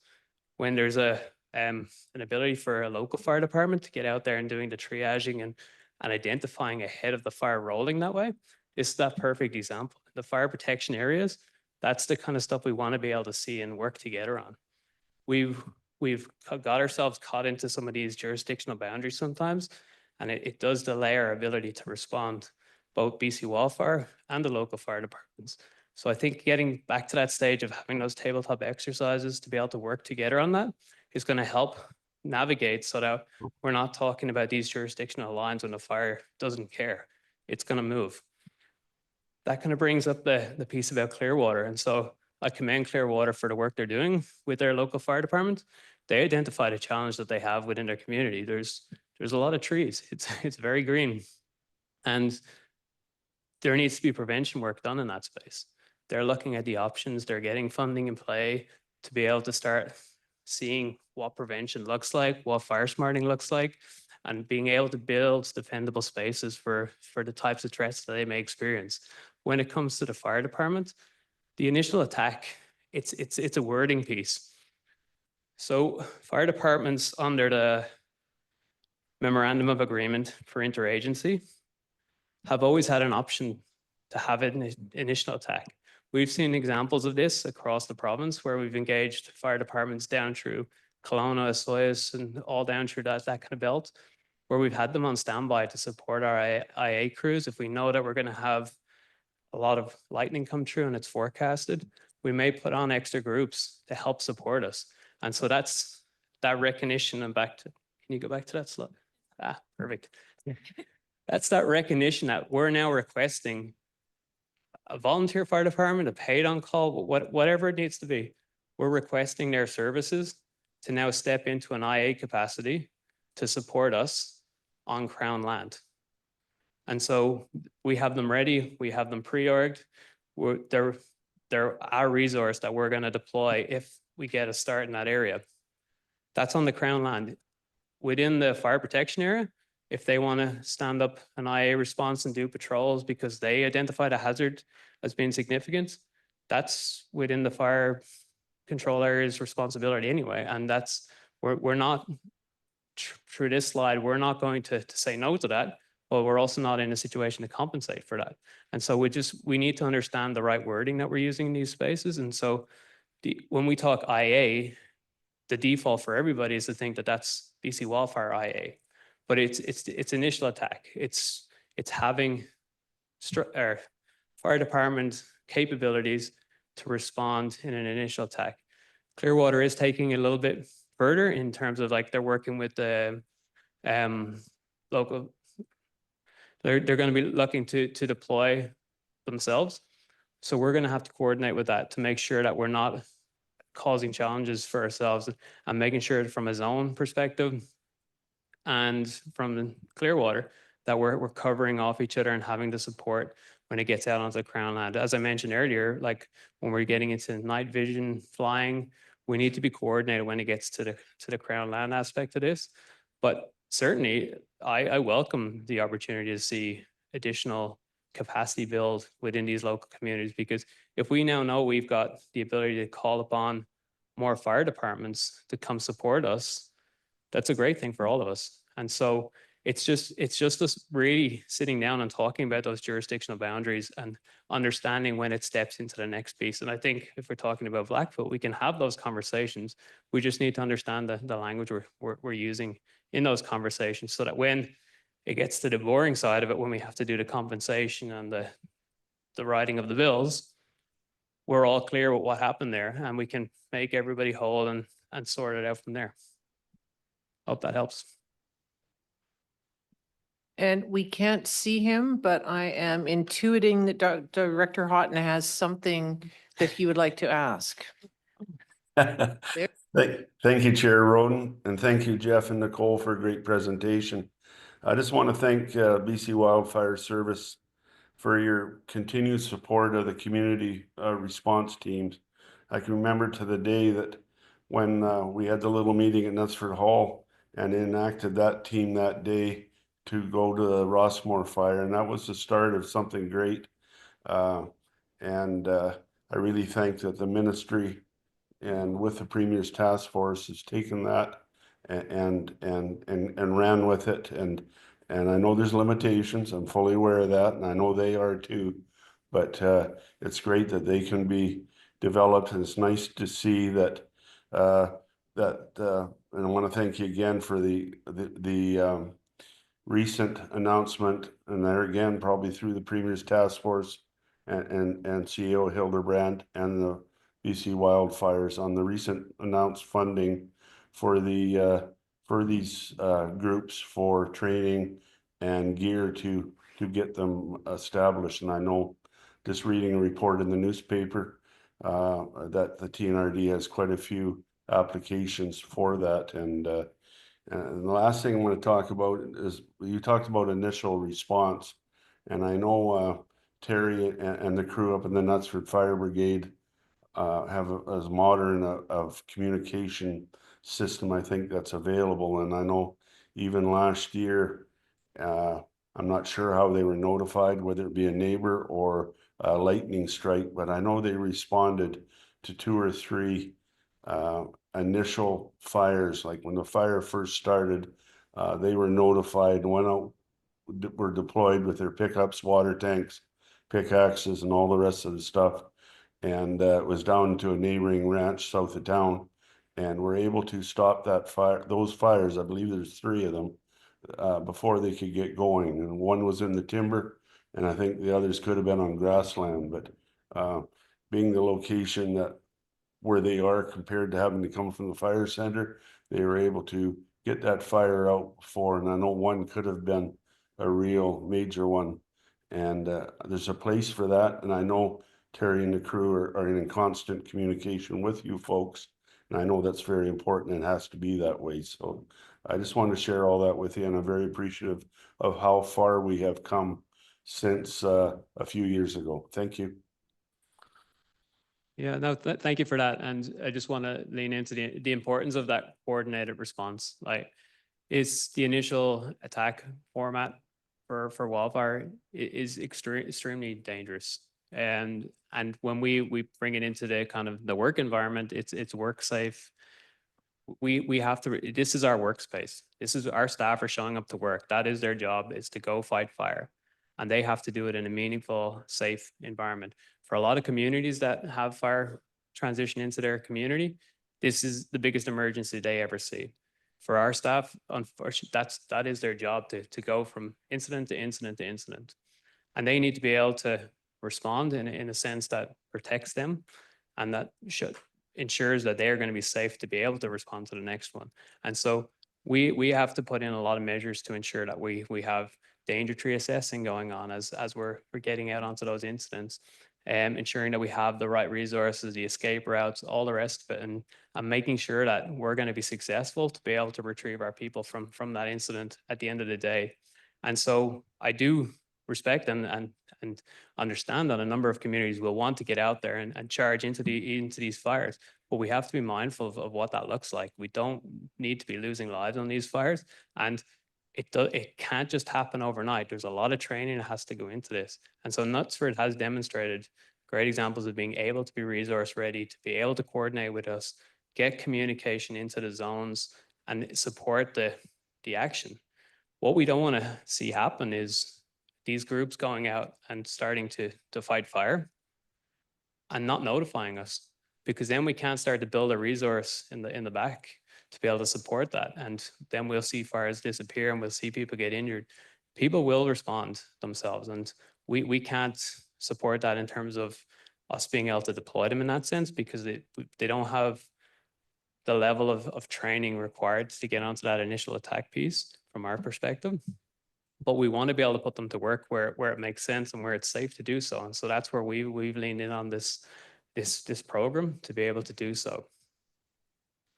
And supplemental, Jeff, I just want to add that Gordon Peterson and Terry Jessup are free and willing to go to other communities to help them set up one of these organizations. And they had struggles setting it up, and they have just recently got it registered for a charitable organization, but to go from nothing to set up a proper legal entity that meets your requirements and to even to get to a charitable status for donations is not easy in this world we live in.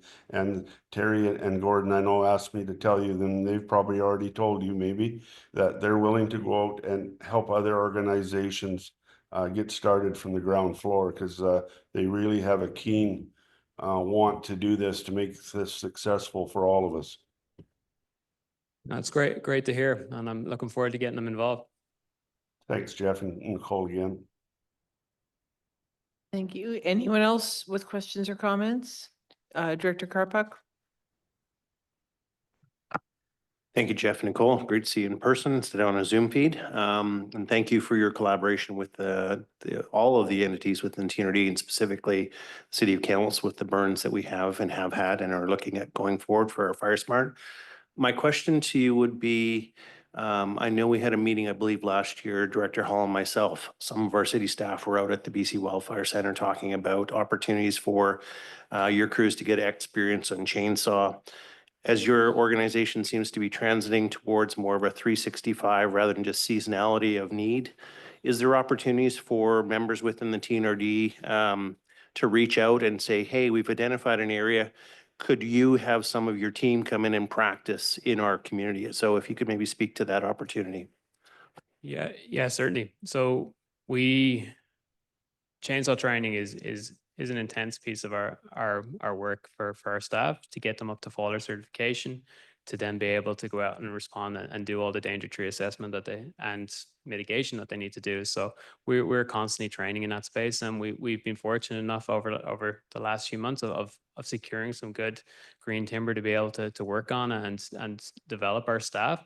But it's an ongoing. We need to be able to feed the system with meaningful objectives to be able to train them in falling those trees. So we do welcome these opportunities, and the best way for that to happen is through each of the zones. Each of the zones is going to work within their geographic to find meaningful falling sites, so that they can actually get out and develop their staff, from entry-level staff coming in just to learn the basics of the chainsaw, right into the falling program, and kind of refreshing as people come back on for the season.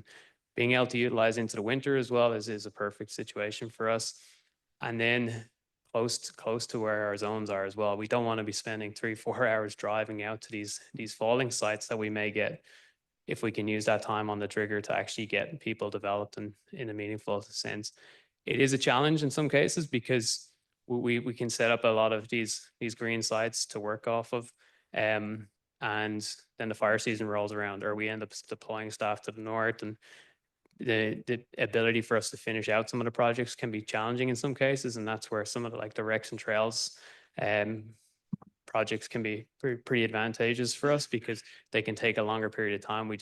If we're actually out on a falling site and it's production volume that we're harvesting, there's timeframes that we have to meet in that space, and it can put a little bit of pressure on. So certainly welcome the conversations, and we need to be talking in that space, because more training sites are better for us.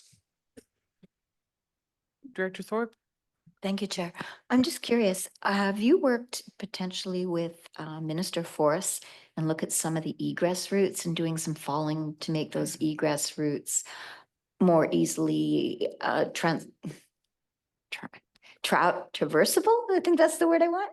So that if we do have an emergency, that people can get out, and so it'd be a kind of a win-win situation.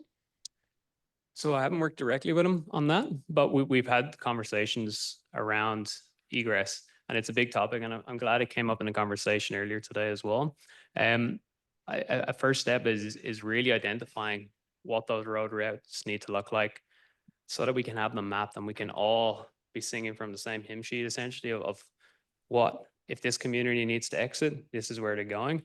And then we need to be starting to have those modernizing conversations across the broader Ministry of Forests to understand where we're going to do investment for wildfire risk reduction, where that's going to complement some of the pieces that might be going through the city or the district's funding, and how do we do a patchwork of all of these different funding streams together to ensure that we're making a great investment in this space. Certainly we can provide some of the workload in that for a mutual benefit, But us just dropping the trees just means that they're gonna dry out and become another fire hazard. So we need to have a long-term plan for what that's gonna look like. And I think a really big first step is us sitting down and looking at, okay, community A, this is the egress we want to look at. Is this tenured? Is it a forestry road? Like understanding what the challenges are and seeing where the adjacent projects are so that we can knit it all together so that we actually have a meaningful buffer and meaningful success area. And then we can work together. It is a bulky system. We have to work across a number of ministries, but I think understanding the full challenge in the front end and having that mapped out is really going to help us to have those longer conversations about where we should invest our prevention dollars, because we can't treat the whole province up front, but we can get it into the meaningful areas, and egress is an important area for us to target. Thank you. Any other questions or comments? No? All right. Well, thank you very much. Thank you. Have a great afternoon.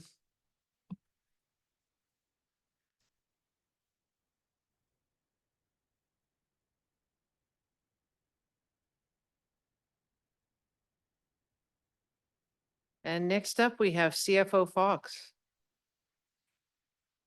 to talk about everyone's favorite topic, tariffs. Thank you, Chair, through to the board. The tariff situation is something that has come up and we've been discussing over the last month for sure. We wanted to give an opportunity for the board to understand that us as staff are aware of what's going on. We're paying attention to the changing swing in decision-making.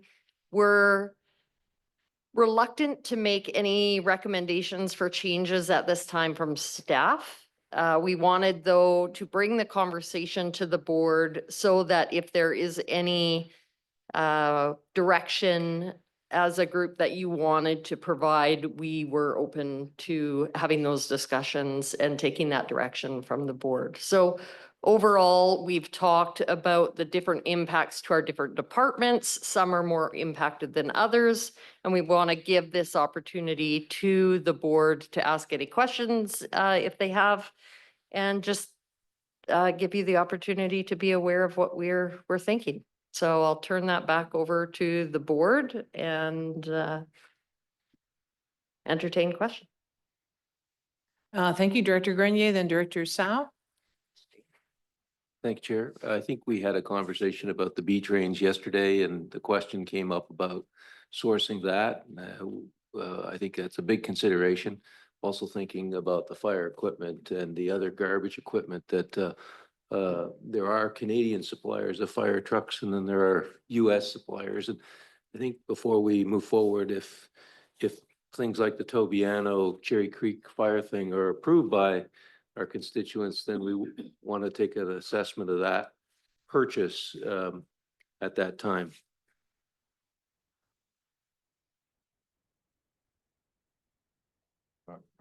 Yeah. Yes, sorry, just coming in on this discussion. I've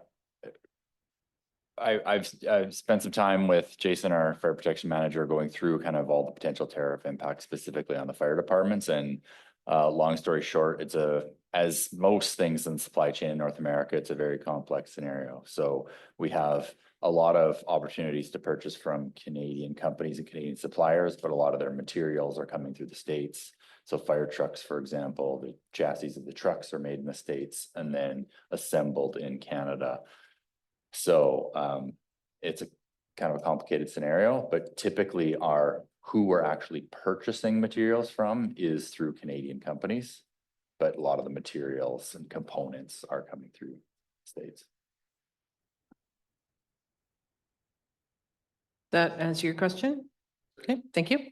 Director Sao. Thank you, Chair. Related to Director Grenier's comment, I just wanted to share a conversation that I've had with Jamie and his team about the apparatuses for Area A fire departments. Of course, I think that comes naturally for all of us now, the request by Canadian, but one factor is our budgets, how much we're able to afford, or for that particular project water tender, how much Area A is able to afford. So bearing that in mind, a lot of times we have to purchase almost new, not brand new equipments to begin with, and almost exclusively they are from the United States. That's just a fact. So could be worth noting that and preparing for responses to residents who will undoubtedly bring that question to us. And secondly, to CFO Fox, I am not familiar with the world of municipal or regional district investment, but I wonder if your team has any plans for reviewing our, I noticed from our budgeting, we gain significant interest from our investments. And if those investments are towards Canadian, economy and such. Thank you. Thank you, Chair, through to the board. So I know that local governments in general have gotten together, and under the Municipal Finance Authority is where we hold a majority of our investments.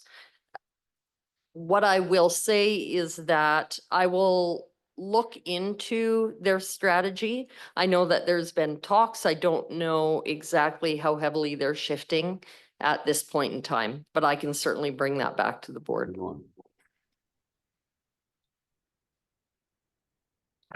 I CFO Fox just let me know that there was an additional question about the B train trailers that I missed. So the B train trailers we procured and purchased last year were made and produced in Canada.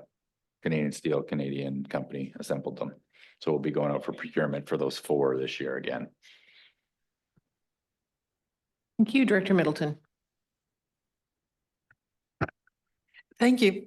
I'm not too sure now, I mean, we're sort of coming through budget and whether adjustments have been made or are perhaps going to be a little bit of a wait and see. I'm just wondering if the removal of carbon tax is going to affect us in a positive manner, and if those savings might be tracked a little bit and perhaps used to offset the potential cost or increased costs that we're going to see in other ways, i.e. tariffs that might increase costs. Are we planning to sort of track that in some way? Yeah, thank you, through to the board. There's a couple components here. The first one I'll talk to is I'm going to be doing a bunch of reserve strategy work, bringing that to the Finance Committee to talk about the targets that are set within the reserve policy. And within that policy, there is the room for dealing with emergent issues. So we have not implemented really any strategy within the budget that you adopted yesterday. We do take into consideration contingency for our projects. However, I don't know if we have taken in enough consideration at this point. But because it was within a month of approving the budget, to have a wholesome conversation with enough time to do our due diligence, there wasn't enough time to take those things into consideration. Nor I don't think at this time, other than if the board was going to entertain higher tax increases to put money aside for reserves. The second part of that question was Carbon tax. Oh, the carbon tax. Thank you. So it's a bit of a loaded question. I don't actually think it would give us savings. I think it's going to actually impact us negatively. Number one, we get through climate action grant every year to put towards climate action initiative projects, which we are utilizing those funds. So if those go away, we wouldn't have those funds. I also think that now I can't remember if climate action actually impacts the community works funds. Do you recall if that's a component of it? But I Yeah. think we have to be cognizant of anything that they reduce through the federal government is going to be less money that is sent down to us as local government. That would be one of my cautions. Did you want to add to that? Not really. Maybe I just say the same thing a different way. I'm curious to see what happens to, if the money that was being collected through carbon tax, that's not going to be there anymore. How is that going to impact money that has been flowing to local governments? Will it impact CCBF, formerly known as the gas tax? Don't know. Thanks. I just was wanting to know sort of, like, there is going to be a shift. So what's that shift going to look like? Thank you. Director Thorpe. Thank you, Chair. And this may even be just asking Director Middleton's question a different way. Do you foresee that we are going to have to postpone or give up some of the projects we have on the books now, given the current situation? Will we be in a position where financially they're not currently viable? Thank you, Chair, through to the board. I think where we are right now is a lot of uncertainty and shifting decision-making, but we know it's coming. I would say that it's very likely that if the costs change enough to impact, especially our larger projects, that there may have to be a delay until we can access or invest more money into our reserves to support those projects. So it depends on the board's tolerance for taxation increases as well. If we need more funds, and of course, 2025 is already on the table, we can't tax more. It will have to come in 2026. So I could foresee delays if the contingencies that we have in our larger projects aren't going to cover them. The other piece I would add to that is taking into account what we brought forward with already the slowing of the economy and development services and how that's actually affected permit revenues and tipping fees. So these are other areas that we get revenues within the TNRD. And if development is down because people aren't spending money, that is also going to affect our revenues and a required increase in taxation if services stay the same. Jamie, did you have more? Yeah, just to add to that, and to address the question directly, our capital projects we have on the books this year, we are going to continue with implementing. So we're not, at this point, we're not holding off on moving forward with those. However, to what CFO Fox just said, depending on what the outcome is of those procurement processes, we may be coming back to the board and saying, we went through this process and now due to these changes and increased costs, we no longer have the funds to do it. So we'll have to postpone it. But we're not, at this point, we're not stopping trying. We're going to try achieve all those capital projects within the existing approved budget, and you as the board will be the first to hear about it if we can't achieve that. Any other questions or comments? Oh, Director Houghton? Well, this is an outside of the box one like I usually have. This one's for Jamie. What's the status on our F-150 Lightning electric truck, Jamie, for the utilities department? I'm intrigued to see it. We got it across the border before the tariffs hit, so it should be here, I think, next week or the week after. It was in the Lower Mainland about a month ago. Oh, right on. I thought I'd ended on that note. Thank you. Anyone else? CFO Fox.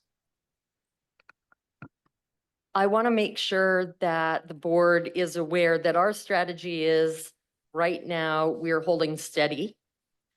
We're not imposing our own personal values onto TNRD decision-making. What we want you to realize is that we have a delegation policy, we have a procurement policy that says to get the best value. We as a staff are cognizant of the tariffs and the cost strains that is going to have. We're going to still seek the best value. If there is a Canadian choice, I think that makes sense for us to choose that. As long as we can still deliver the service that you're expecting. If you want us to make decisions that would not be in that realm or support the policy that's there, we would definitely need changes or direction to come from the board. I do, however, think that as the information and situation becomes more clear to us, if we start to see impending challenges, we would certainly bring that back to the board for discussion. Vice Chair Smith. Thank you, Chair. You mentioned in the report the possibility of trying to enter into longer term contracts potentially with some of our suppliers. I felt like that was probably a really good measure to take now if we can, but that would be my only really suggestion at this point. Thank you. Director Getz. Just like CFO Fox and Merritt, we are in a holding pattern at this point. 28th of April might be a whole completely different ballgame. We've got to wait. We have an e-petition now that is put to the side because the way everything's going. We are buying Canadian only. We don't spend any more than 75,000. Anything more than 75,000 is part of the tariff. Anything under is not. So we are staying under that. We are no more Amazon, no more none of that. We find other ways of getting it to us. But we're going to be in a holding pattern. And I think next month or maybe May would be another time to have this conversation because I think we'll have a clearer picture on what we're looking at and where we're going. And the other thing is before carbon tax came in, it was gas tax. And we had that long before carbon tax ever showed up. So it was being supported back then. So I'm sure we'll go back to the same models when it was called gas tax. But I think 2 months from now, we have this conversation again where it's a bit clearer because right now it's a guessing game. Thank you. Anyone else? Thank you very much. A lot of hurry up and wait. All right. And that brings us to the end of today's meeting. So thank you very much, everyone. Have a happy couple of weeks and we'll see you all back here again on April 17th.